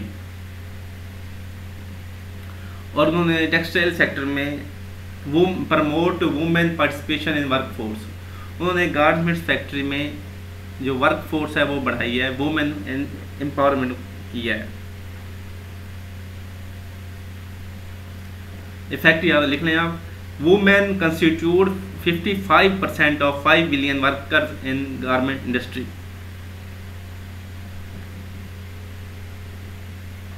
कहता है कि जो पहले उन्होंने अपना एक सेक्टर आइडेंटिफाई किया कि हमने सिर्फ गारमेंट इंडस्ट्री पे फोकस करना है और इसके लिए हमने इसको एक्सपोर्ट करना है। दूसरा उन्होंने किया है कि जो उनकी वुमेन एम्पावरमेंट की है, अभी जो उसमें जो women constitute 55% of the 5 million 50 lakh जो उनका गारमेंट इंडस्ट्री का वर्कर है, उसमें 55 यानी 55% उनकी वो औरतें काम करती हैं। हम बात करते हैं चाइना की। Rapid industrialization and infrastructure investment, China ने 2 काम किए हैं, strategic economic liberalization and infrastructure development. Industrialization rapid क्यों कैसी हुई है? उन्होंने किया है gradual economic liberalization with state oversight. China ने इंडस्ट्रियलाइजेशन के लिए स्पेशल इकोनॉमिक जोन बनाए हैं, जिसकी वजह से फॉरेन डायरेक्ट इन्वेस्टमेंट आई। फॉरेन डायरेक्ट इन्वेस्टमेंट आने के बाद उनकी वो इंडस्ट्रियलाइजेशन बढ़ी। कहता है कि जो स्पेशल इकोनॉमिक जोन्स हैं वो 25% of China GDP and 60% of exports, creating more than 30 million jobs. कहता है जो इनकी स्पेशल इकोनॉमिक जोन्स उन्होंने डेवलप की हैं वो उनकी 22% ऑफ GDP हैं, 60% उनकी एक्सपोर्ट करती हैं ये स्पेशल इकोनॉमिक जोन, और वो 30 मिलियन जॉब्स क्रिएट करती हैं। उसके बाद चाइना ने heavy investment in infrastructure. China ने अपनी इंडस्ट्रियलाइजेशन को फैसिलिटेट करने के लिए हाई इंफ्रास्ट्रक्चर में खर्च किया, क्योंकि माल इंपोर्ट एक्सपोर्ट रॉ मटेरियल मंगवाने के लिए उनको हाई इंफ्रास्ट्रक्चर चाहिए होता है, जिसकी वजह से आपको इन्वेस्टर का कॉन्फिडेंस बढ़ता है। चाइना की जो 3000 माइल्स जो है वो रेलवे लिंक है।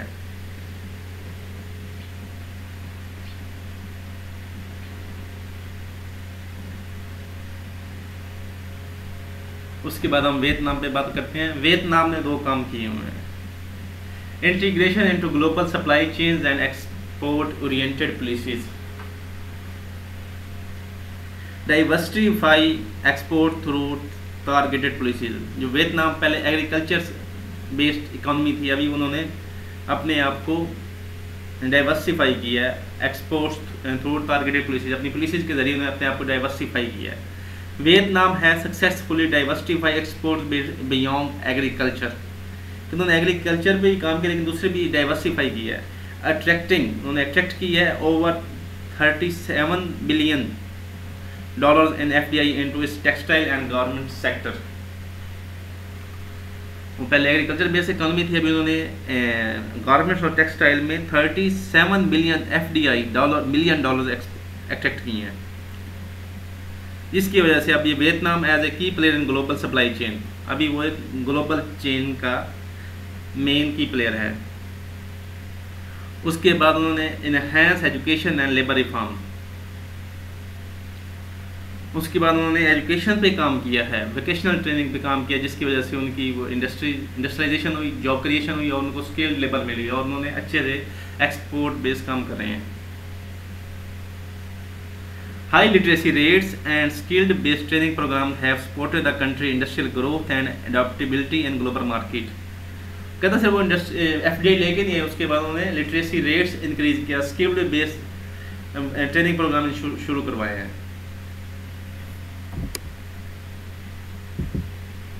अब हम बात करेंगे इनसे पाकिस्तान क्या क्या सीख सकता है।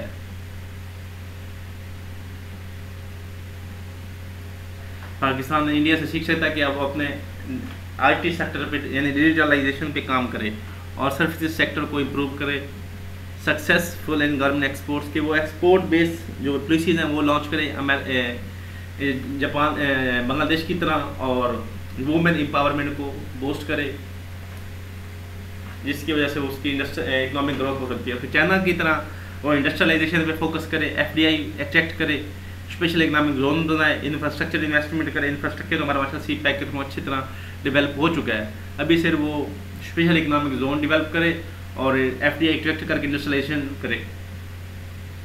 उसके बाद जो वियतनाम से हम ये पाकिस्तान ये सीख सकता है कि वो अपनी एक्सपोर्ट्स को डाइवर्सिफाई करे, इसलिए एग्रीकल्चर बेस्ड जो टेक्सटाइल फैक्टर है उससे अलावा वो आईटी सेक्टर में इम्प्रूव करे, सर्विसेज सेक्टर में इम्प्रूव करे, तो इस तरह हम कर सकते हैं। उसके बाद लिटरेसी रेट पे फोकस करे, ट्रेनिंग बेस जॉब प्रोवाइड करें। अभी हम बात करेंगे structure reforms to stabilize Pakistan economy. Structure reforms क्या होते हैं, पहले हम डेफिनेशन तैयार करते हैं कि स्ट्रक्चर रिफॉर्म्स होते क्या हैं। Structural reforms are long term policy changes aimed at improving the fundamental framework of economy by enhancing efficiency, productivity and governance.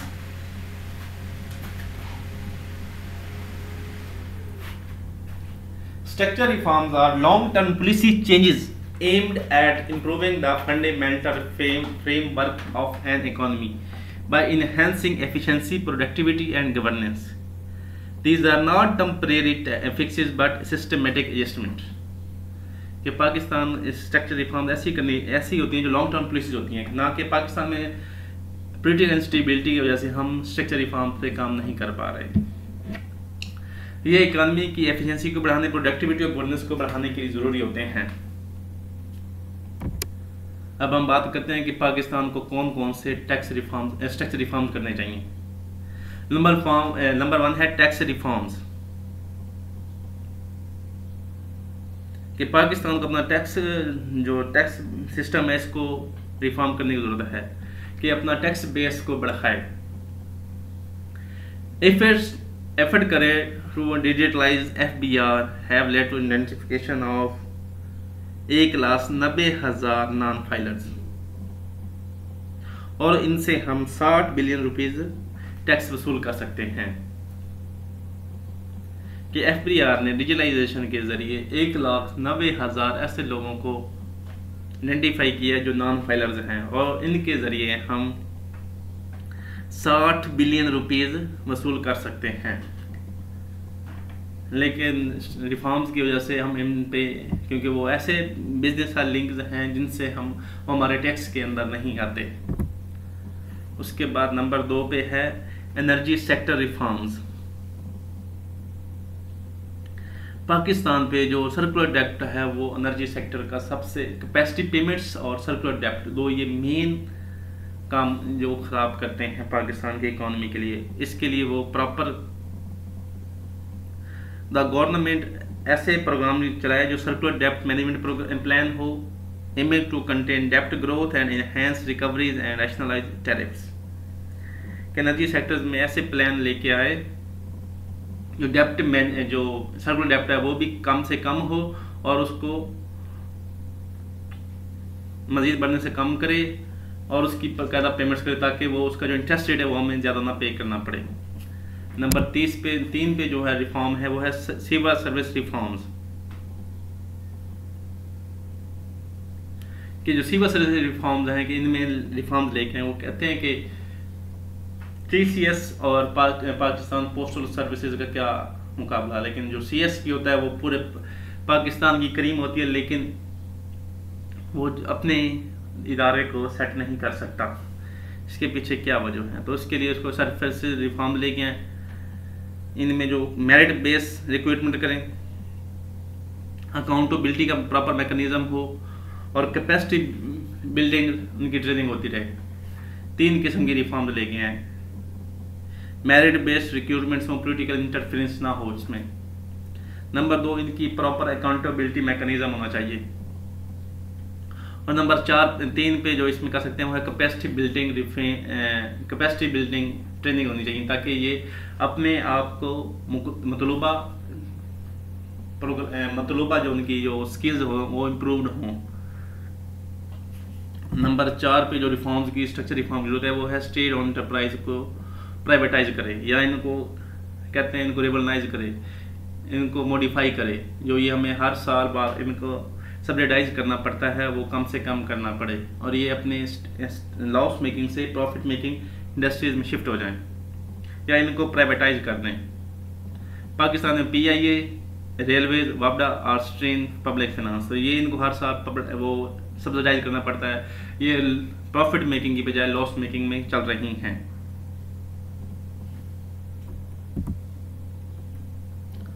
अब हम बात करेंगे कि पाकिस्तान जो डेप्ट क्राइसिस का इशू फेस कर रहा है उसको कैसे इसको ख़त्म किया जा सकता है। नंबर 1 है डेप्ट रिस्ट्रक्चरिंग। जो हमारे ऊपर जो कर्जा है उसको हम रिस्ट्रक्चरिंग करेंगे, हम इतना पैसा पे करेंगे पर मंथ पर ईयर।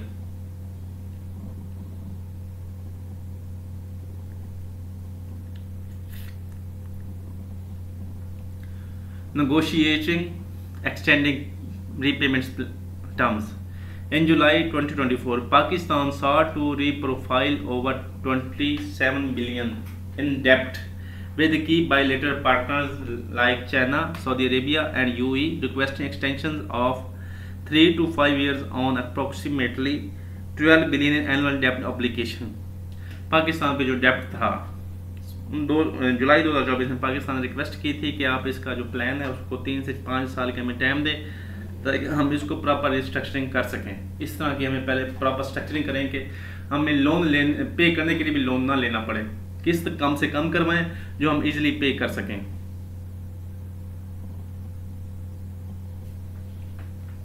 उसके बाद government is engaging with the independent power producers यानी IPPs to terminate power purchase agreement permanently.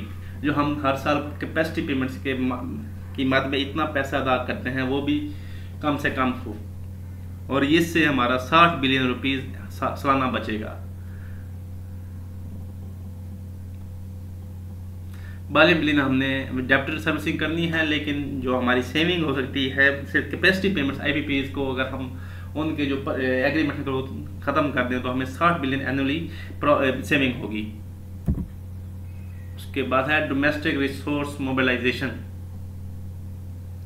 Domestic source mobilization से मतलब एनहांसिंग रेवेन्यू कलेक्शन।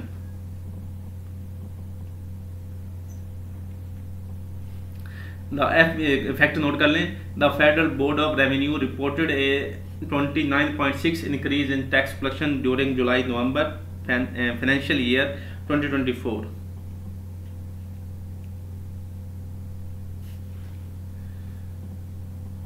कि 29 30% इंक्रीज हुआ था पाकिस्तान का टैक्स कलेक्शन में इन जुलाई 2024। पाकिस्तान का जो सबसे बड़ा वो है वो हमारा जो टैक्स बेस है वो नैरो है, उसको हमें ब्रॉडन करने की जरूरत है। पाकिस्तान में सिर्फ 5.2 million registered tax payer out of population exceeding 240 billion के 240 बिलियन लोगों में सिर्फ 5.4 मिलियन पीपल जो रजिस्टर्ड टैक्स पेयर हैं। तो इनको जो नॉन टैक्स पेयर्स हैं उनको हमें टैक्स नेट में लाने की जरूरत है, जिससे हमारी रेवेन्यू बढ़ेगा और हमारा जो डेप्ट क्राइसिस है जो हम हर साल फिस्कल डेफिसिट के नाम पे पैसे लेते हैं तो वो हमारे कम से कम होंगे। उसके बाद है रिड्यूस इंपोर्ट डिपेंडेंसी। हमें जो हम इंपोर्ट बेस इकोनॉमी बने हुए हैं हमें ये टैक्स खत्म करना होगा। हमें जो फॉरेन रिजर्व्स बचाने के लिए जो इंपोर्ट है वो हमें कम से कम करनी होगी। जो हमारे जो चाइनीज पावर प्लांट्स लगे हुए हैं, कोल पावर प्लांट्स, वो इंपोर्टेड कोल पे चल रहे हैं, तो हमें उनको लोकल जो थर्ड से कोल निकला उस पर शिफ्ट करना होगा। उसके बाद हमें रिन्यूएबल एनर्जी रिसोर्सेज पे काम करना होगा। जो हमारा जो ऑयल जो सऊदी अरेबिया या गल्फ से आता है उसका भी हमारा a large big chunk of money is shifted to Middle East for the paying of oil charges. तो हमें रिन्यूएबल एनर्जी रिसोर्सेज पे काम करना होगा ताकि हमारी जो इंपोर्ट डिपेंडेंसी है वो कम से कम हो सके।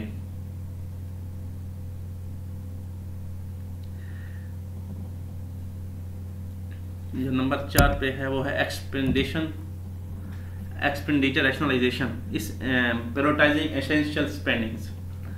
जो हमारा चौथी जो तरीकाकार है डेप्ट को ख़त्म करने के लिए वो है एक्सपेंडिचर रैशनलाइजेशन।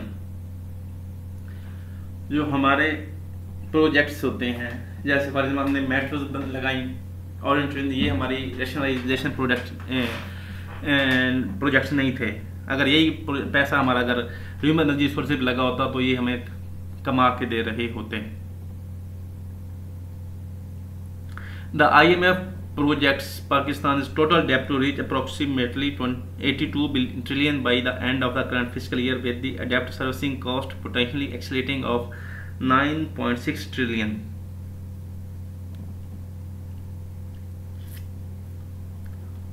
एक फैक्ट लिखें, the IMF projects Pakistan total debt to reach approximately 82 trillion by the end of the current fiscal year. जो IMF का जो लोन है वहाँ पे 82 ट्रिलियन हो जाएगा, और जो उसकी डेप्ट सर्विसिंग इसकी सालाना है वो है 9.6 ट्रिलियन।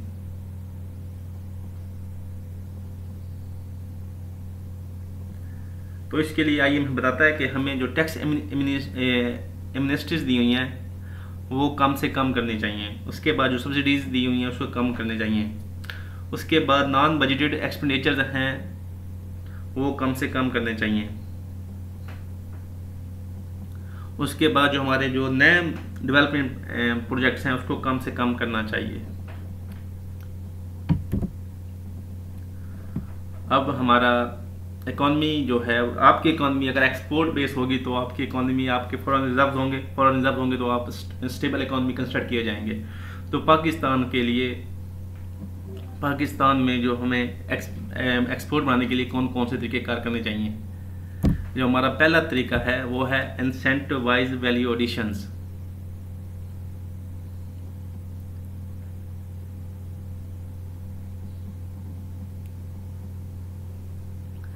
जो टेक्सटाइल ऑल एसोसिएशन पाकिस्तान ने एक दी थी recommendation, the textile industry has a proposed A ambitious plan to achieve $50 billion in export by establishing 100,000 garment plants, each projected to generate 20 million in annual export and create 1,000 jobs.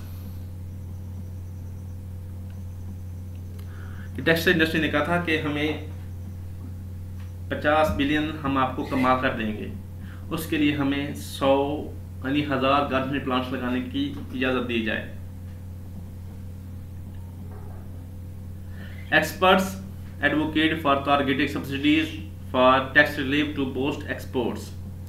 जो उन्होंने कहा था कि हमें export base के लिए हमें tax relief दिया जाए, तो इसके लिए पाकिस्तान को अपनी जो है इंसेंटिवाइज करना है। जो टेक्सटाइल में इंडस्ट्री लगाएगा उसको हम सब्सिडीज कैसे दे सकते हैं, हम उन्हें इलेक्ट्रिसिटी वैल्यू यानी मिनिमम रेंट पे देंगे, उसके बाद उनके जो एक्सपोर्ट इंपोर्ट चार्जेस होंगे वो कम करेंगे, जो उनके बाद जो मशीनरी इंपोर्ट करेंगे उस पर हम मिनिमम चार्जेस लेंगे।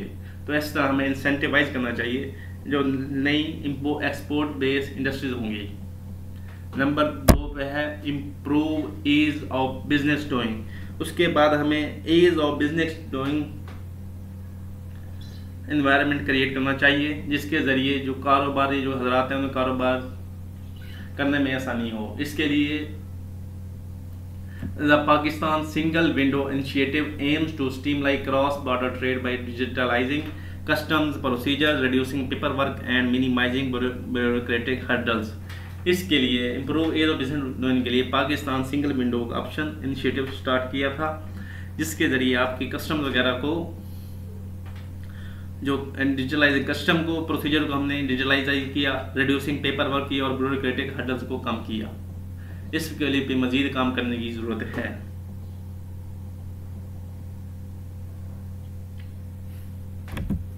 नंबर 3 है मार्केट डाइवर्सिफिकेशन।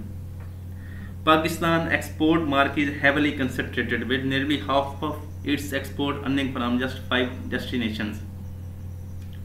कहता है कि हमें अपनी मार्केट डाइवर्सिफिकेशन करनी चाहिए। वो कहता है कि जो हमारी 60% यानी अप्रोक्सीमेट 60% जो हमारी एक्सपोर्ट हो रही है वो सिर्फ 5 डेस्टिनेशंस हैं, यानी यूरोप, USA, चाइना, इस तरह की। तो इसके लिए वो कहता है कि हमें अपनी डाइवर्सिटी, पहले तो हमें डाइवर्सिफाई करना चाहिए मार्केट को, कि हम Africa, central Asia, Latin America की तरफ हमें मूव करना चाहिए, ना कि सिर्फ यूरोप की तरफ, अमेरिका की तरफ और एशिया में। हमें सेंट्रल एशिया की तरफ भी मूव करना चाहिए, अफ्रीका की तरफ भी मूव करना चाहिए और लैटिन अमेरिका की तरफ हमें अपनी मार्केट बढ़ानी चाहिए, जिससे जरिए हमारी एक्सपोर्ट कर सकेंगे।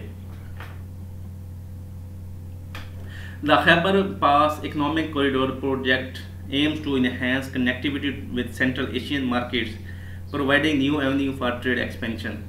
The Khyber Pass Economic Corridor project aims to enhance connectivity with Central Asian markets, providing new avenue for trade expansion. Currency policy stability. उसके बाद जो मेरी चौथी पॉलिसी है बूस्ट करने के लिए वो है currency policy stability. Maintaining A competitive yet stable exchange rate is crucial for export predictability. क्या हमें अपनी इकोनॉमी को जो करेंसी है उसको डिप्रिसिएशन से कम मिनिमम बचाना चाहिए, इसको स्टेबिलिटी लेके आनी चाहिए. ये ना हो कि हर दूसरे दिन आपकी कभी करेंसी 200 US डॉलर के मुकाबले में कभी 250 की हो रही है, तो कभी 300 की हो रही है, कभी 350 की हो रही है. तो ये हमें स्टेबिलिटी लेके आनी चाहिए, क्योंकि जब इन्वेस्टर इन्वेस्ट करता है तो वो करता है कि मैंने इतना पैसा लगा रहा हूँ, लेकिन जब वो डेप्रिसिएशन या इंक्रीज या डिक्रीज होती है तो उसको वो मज़ीद पैसा लगाना पड़ता है. तो इसलिए इसमें हेजिटेट होता है. जब हेजिटेट होता है तो इंडस्ट्री नहीं लगाता, तो हमारी एक्सपोर्ट मिनिमम होती है.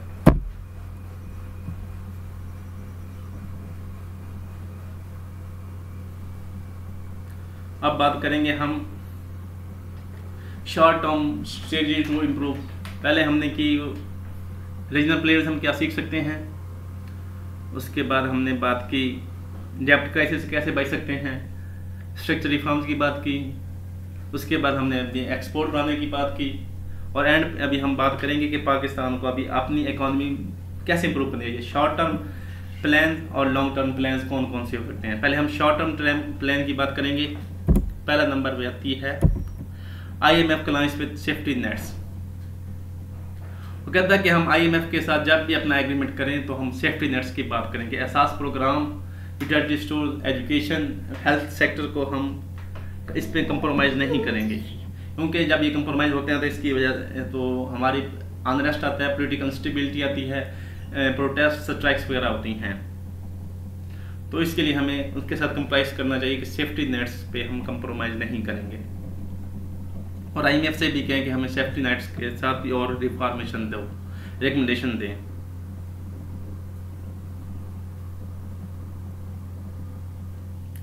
कि for instance 24% increase and gas tariffs was implemented with structure design, जिसकी वजह से आम आवाम को बड़े मसाइल पेश हुए, जिसकी वजह से पॉलिटिकल इंस्टेबिलिटी आई. उसके बाद कंट्रोल इन्फ्लेशन को कंट्रोल करना है अपनी. इसके लिए inflation in Pakistan has shown science of moderation. अभी पाकिस्तान में इन्फ्लेशन कंट्रोल हुई है, डिक्रीजिंग फ्रॉम पाकिस्तान में मई 2023 में जो आपकी इन्फ्लेशन थी वो 38% थी, और जो कम होते होते 9.6 इन अगस्त 2024 में आई थी.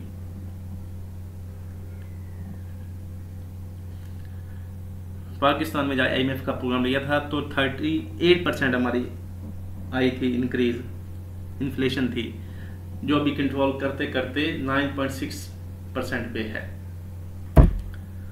उसके बाद फॉरेन रिजर्व स्टेबलाइजेशन.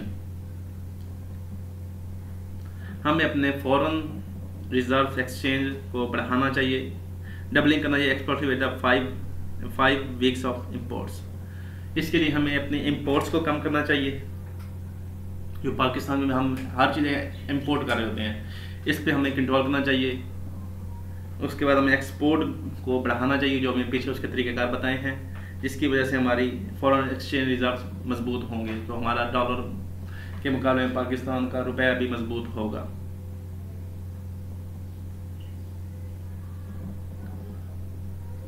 उसके बाद नंबर चौथा जो शॉर्ट टर्म प्लान है वो है एंटी करप्शन मेजर्स. कि पाकिस्तान में जो सबसे मेन वजह इकोनॉमिक ऐसी वजह है एंटी करप्शन का काम ना करना है, नैब का या जो एंटी करप्शन इंस्टीट्यूशन उनका प्रॉपर काम ना करना. इसके लिए हमने करप्शन पे एक वीडियो बनाई हुई है, आप वो भी हमारी देख सकते हैं. वो भी हम इंशाल्लाह इस वीडियो के इसमें डिस्क्रिप्शन में वीडियो का लिंक डाल देंगे.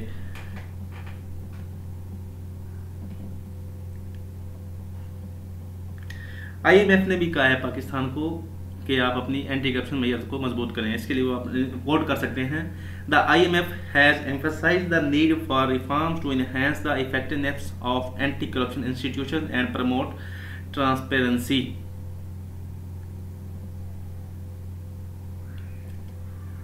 कहता था IMF हैज़ emphasized ने इनको कहा, जोर दिया है कि the need for reform to enhance the effectiveness of anti-corruption institutions and promote transparency।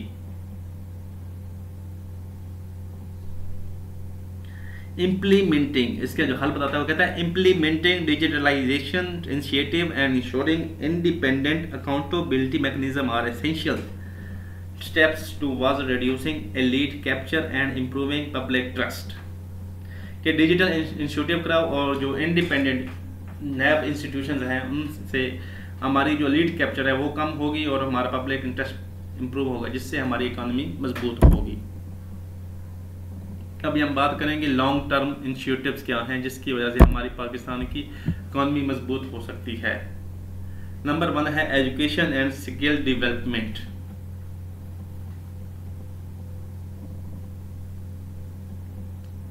कि हमारे पाकिस्तान में जो एजुकेशन का बजट है उसको इंक्रीज करें, एजुकेशन स्किल्ड बेस हो। उसके बाद हमारी वोकेशनल ट्रेनिंग प्रोग्राम पे इन्वेस्ट किया जाए जिससे हमारी जो यूथ हो स्किल्ड हो। इन 2020 पाकिस्तान ब्यूरो ऑफ स्टैटिस्टिक्स के मुताबिक, पाकिस्तान ब्यूरो ऑफ स्टैटिस्टिक्स के मुताबिक फैक्ट लिख लें आप, इन 2022 approximately 31% of educated youth with professional degree were unemployed. कि 2022 में 31% जो एजुकेटेड और स्किल्ड लेबर थी पाकिस्तान में वो अनएम्प्लॉयड थी। उसके बाद पाकिस्तान ने डिजिटल पाकिस्तान इनिशिएटिव 2018 में लॉन्च किया था ताकि इससे लोगों जो एजुकेटेड आवाम है उसको हम डिजिटलाइज के ज़रिए फ्रीलांस से पैसे कमा सकें। उसके बाद इंडस्ट्रियलाइजेशन विया CPEC फेज़ 2। CPEC के जो मोटिव्स हैं वो है स्पेशल इकोनॉमिक जोन, इंफ्रास्ट्रक्चर हमारा माशाल्लाह डेवलप हो चुका है, अब हमें इंडस्ट्रियलाइजेशन की जरूरत है। तो हमें स्पेशल इकोनॉमिक जोन डेवलप करने चाहिए और उसमें मैक्सिमम इंडस्ट्रियलाइजेशन करनी चाहिए। इंडस्ट्रियलाइजेशन का इकोनॉमी में क्या रोल है वो पीछे हम अपनी एक स्लाइड में बता चुके हैं। और 12 economic special economic zone are plan across the country with prioritized zone like Dhabeji and Rashakai attracting significant investment. Pakistan में अभी 12 स्पेशल इकोनॉमिक जोन्स का डेवलप करने का प्लान है और जो इनमें सबसे ज़्यादा प्रायोरिटाइज की जो मेन है वो है दिबाजी और रशाकई। मिसाल के तौर पर जो दाबाजी स्पेशल इकोनॉमिक जोन है वो 75,000 जॉब क्रिएट करेगी और $3 बिलियन इन्वेस्टमेंट 2025 तक लाएगी। नंबर 3 है एग्रीकल्चर मॉडर्नाइजेशन। 1965 में पाकिस्तान की 55% जो GDP थी वो एग्रीकल्चर के साथ मुंसलिक थी, लेकिन इसको इग्नोर किए जाने की वजह से पाकिस्तान का एग्रीकल्चर सेक्टर तबाह हो चुका है। एग्रीकल्चर सेक्टर पे हम इंशाल्लाह वीडियो बनाएंगे, वो कुछ आपको 1-2 हफ्ते में मिल जाएगी। Agriculture sector remain a vital sector in Pakistan economy. Modernizing this sector involves shifting in high value crops. अभी हमें गंदम और चावल को छोड़कर हाई वैल्यू क्रॉप्स की तरफ मूव ऑन करना चाहिए। हमारा जो फ्लड एरीगेशन सिस्टम है उसको इम्प्रूव करके स्प्रिंकल या ड्रिप एरीगेशन सिस्टम को इम्प्लीमेंट करना चाहिए। उसके बाद एग्रीटेक सॉल्यूशंस यानी जो डिफरेंट किस्म के लेटेस्ट मशीनरी है वो हमें उनको टैक्स फ्री करके एग्रीकल्चर सेक्टर में इम्प्रूव करना चाहिए। उसके बाद CPEC फेज़ 2 का है वो भी एग्रीकल्चर से पाकिस्तान के एग्रीकल्चर सेक्टर पे काम करना चाहता है।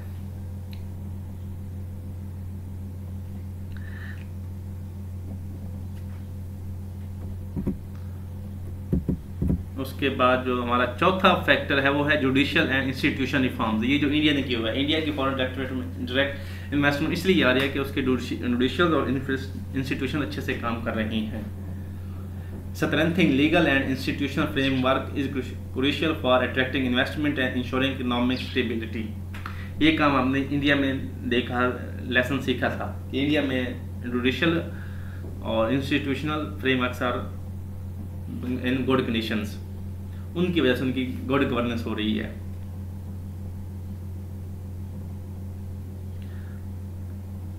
The framework agreement on industrial cooperation under CPEC emphasized the need for a conducive business environment, highlighting the role of efficient institutions in facilitating industrial growth.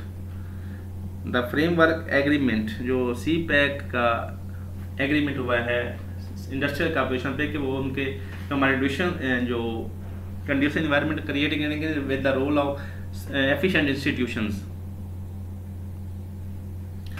Short term होगी, long term method हो गए पाकिस्तान की economy को improve करने के लिए। Long term में है एजुकेशन पे काम करें, स्किल डेवलपमेंट करें, इंडस्ट्रियलाइजेशन करें, एग्रीकल्चर को मॉडर्नाइज करें और जुडिशियल और इंस्टीट्यूशन रिफॉर्म्स लेके आए। अभी हम आपको बताते हैं कि मेन जो हमारी हम आप सुनते होंगे कि 5 में जो मैंने लिखी है इसमें सिर्फ 5 लिखी हैं, बाकी तो आप 10-12 हैं, लेकिन मैंने जो मेन है वो सिर्फ 5 लिखी हैं मेन इकोनॉमिक टर्म्स। नंबर 1 है balance of payments crisis. A balance of payment crisis occurs when a country cannot meet its international payments obligation due to inefficient foreign exchange reserves,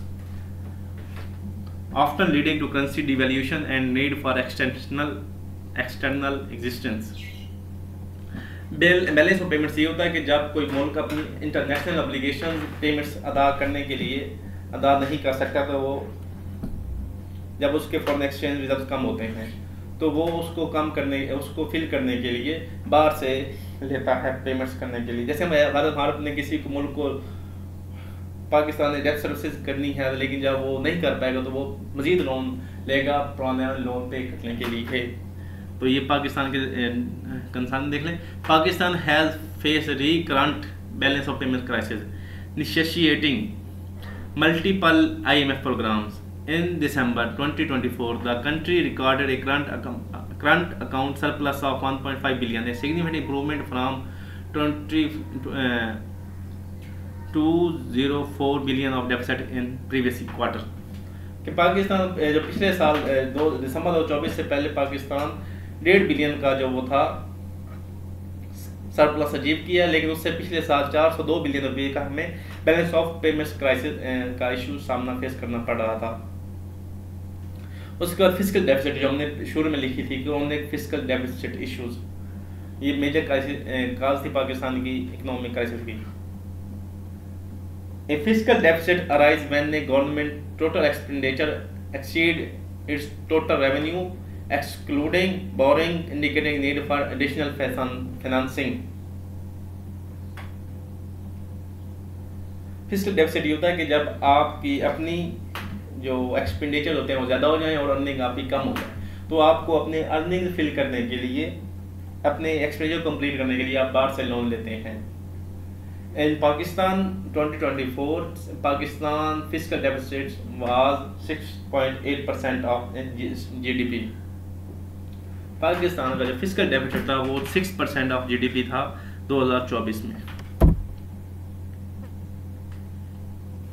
उसके बाद नंबर 3 पे main term आती है डेब्ट crisis. ए डेब्ट crisis occurs when a country cannot meet its debt repayments obligation, leading to default or the need for debt restructuring. डेब्ट crisis ये जब होता है जब कोई कंट्री अपने जो कर्जा जाते हैं वो काबिल करने वापसी पे करने के अहल नहीं होता, तो इसके लिए या तो फिर वो डिफॉल्ट क्रिएट कर दिया जाता है या फिर उसको मजीद उसके जो लोन होता है उसको एक्सटेंशन दी जाती है कि आप इतने मजीद अरसे में पे करेंगे। As of 2024, Pakistan total debt and liability surpass 70 trillion rupees. Debt servicing alone consume more than 40% of annual federal budget, limiting fund available for development. कहता है जो पाकिस्तान की जो 40% ऑफ बजट एनुअल बजट हम पेश करते हैं, उसका 40% सिर्फ पेमेंट्स कर्जा अदा करने में चला जाता है, और जब 40% बजट हमारा उधर चला जाता है तो जो 60% भी हमें मैनेज करना पड़ता है, जिसकी वजह से हम कोई नया डेवलपमेंट प्रोजेक्ट तैयार नहीं कर पाते। जो चौथी मेन इकोनॉमिक टर्म है वो है current account deficit. A current account deficit happens when A countries total imports of goods, services and transfers exceeds its total exports, indicating more money flowing out than it. Current account deficit simple ये होता है कि जब आपकी जो export है वो कम हो जो आप टोटल इंपोर्ट कर रहे होते हैं, जो फिर आपको मजीद जो इंपोर्ट करने के लिए आपको जो अपने फॉरेन रिजर्व होते हैं वो आपको देने पड़ते हैं। In fiscal year 2024 Pakistan current account deficit shrank to 681 million. जो पाकिस्तान का जो करंट अकाउंट डेफिसिट था वो 681 मिलियन था डॉलर। अभी हम बात करेंगे इकोनॉमिक डिफॉल्ट। जब हम बात सुनते हैं बार बार हमारा पाकिस्तान डिफॉल्ट कर रहा है, पाकिस्तान डिफॉल्ट कर रहा है, ये क्या होता है? Economic default refer to a situations where a country failed to meet its debt obligation leading to a loss of credit worthiness and potential economic sanctions. Economic default refers to a situations where a country fail, जब एक मुल्क fail हो जाता है कि वो अपनी जो उसके ऊपर कर्ज जाते हैं वो अदा नहीं कर सकता, और जो उस पर जो क्रेडिट होता है जो आवाम दे रही थी वो जो फॉरेन लैंड होते हैं वो भी उसको मजीद पैसे नहीं देते कि आप इस हालत में नहीं है कि आप मजीद पे कर सकेंगे, तो इस हालत में वो मुल्क इकोनॉमिक डिफॉल्ट कंसिडर किया जाता है। इन पाकिस्तान 2024, क्योंकि ये अभी बजट पर पेश नहीं हुआ 2025 का, इसकी वजह से जो सारा डाटा आ रहा है वो 2024 का आ रहा है। जब आप 2026 में पेपर देने बैठेंगे तो आप जो ये मैं फैक्ट्स बता रहा हूँ आप इसको अपडेट कर सकते हैं, नहीं तो ये भी चल जाएंगे, इससे कोई इशू नहीं है, फैक्ट तो है ना। इन 2024 Pakistan face the daunting task of repaying the an estimated 49.5 million in डेब्ट मैच्योरिटीज। पाकिस्तान ने 2024 में अप्रोक्सीमेटली 50 बिलियन रुपीस डॉलर्स पे करने थे सिर्फ डेब्ट की, लेकिन वो नहीं कर पाया, जिसकी वजह से बार बार कह रहे थे कि पाकिस्तान डिफॉल्ट हो रहा है, पाकिस्तान डिफॉल्ट हो रहा है। लेकिन वो IMF ने जब देखा सिचुएशन पाकिस्तान इसेबल है कि वो अपना लोन अदा कर लेगा, तो फिर IMF ने उसके साथ प्रोग्राम किया। मैं उम्मीद करता हूं कि आपको जो ये मैंने वीडियो बनाई है काफ़ी लेंथी वीडियो, लेकिन आपको जब ये वीडियो देख लेंगे तो आपको इकोनॉमी का टॉपिक कहीं और से सुनने की जरूरत नहीं है, तैयार करने की जरूरत नहीं है। और मैं इंशाल्लाह उम्मीद करूंगा कि ऐसे मज़ीद टॉपिक्स आपके लिए तैयार करूंगा, जिससे आपको जब ये वीडियो देख लेंगे तो आपको किसी प्राइवेट एकेडमी या इंस्टीट्यूशन के पास तैयारी करने की जरूरत नहीं पड़ेगी। मैं उम्मीद करता हूँ आपको ये वीडियो पसंद आई होगी। अगर पसंद आई है तो हमारे चैनल द लर्नर्स को सब्सक्राइब करें, हमारी इस वीडियो को लाइक करें और इस वीडियो को अपने दोस्तों के साथ शेयर करें जो CSS या PMS या किसी भी इम्तिहान की तैयारी कर रहे हैं, तो इस वीडियो से वो फ़ायदा उठा सकते हैं। और अपनी वीडियो हमारे इस वीडियो में कमेंट करें जिस नेक्स्ट टॉपिक का वीडियो चाहते हैं, हम इंशाल्लाह आपके लिए आपकी रिक्वेस्ट पे काम करेंगे और आपको मतलूबा वीडियो बहुत जल्द से जल्द प्रोवाइड करेंगे। शुक्रिया, वस्सलाम।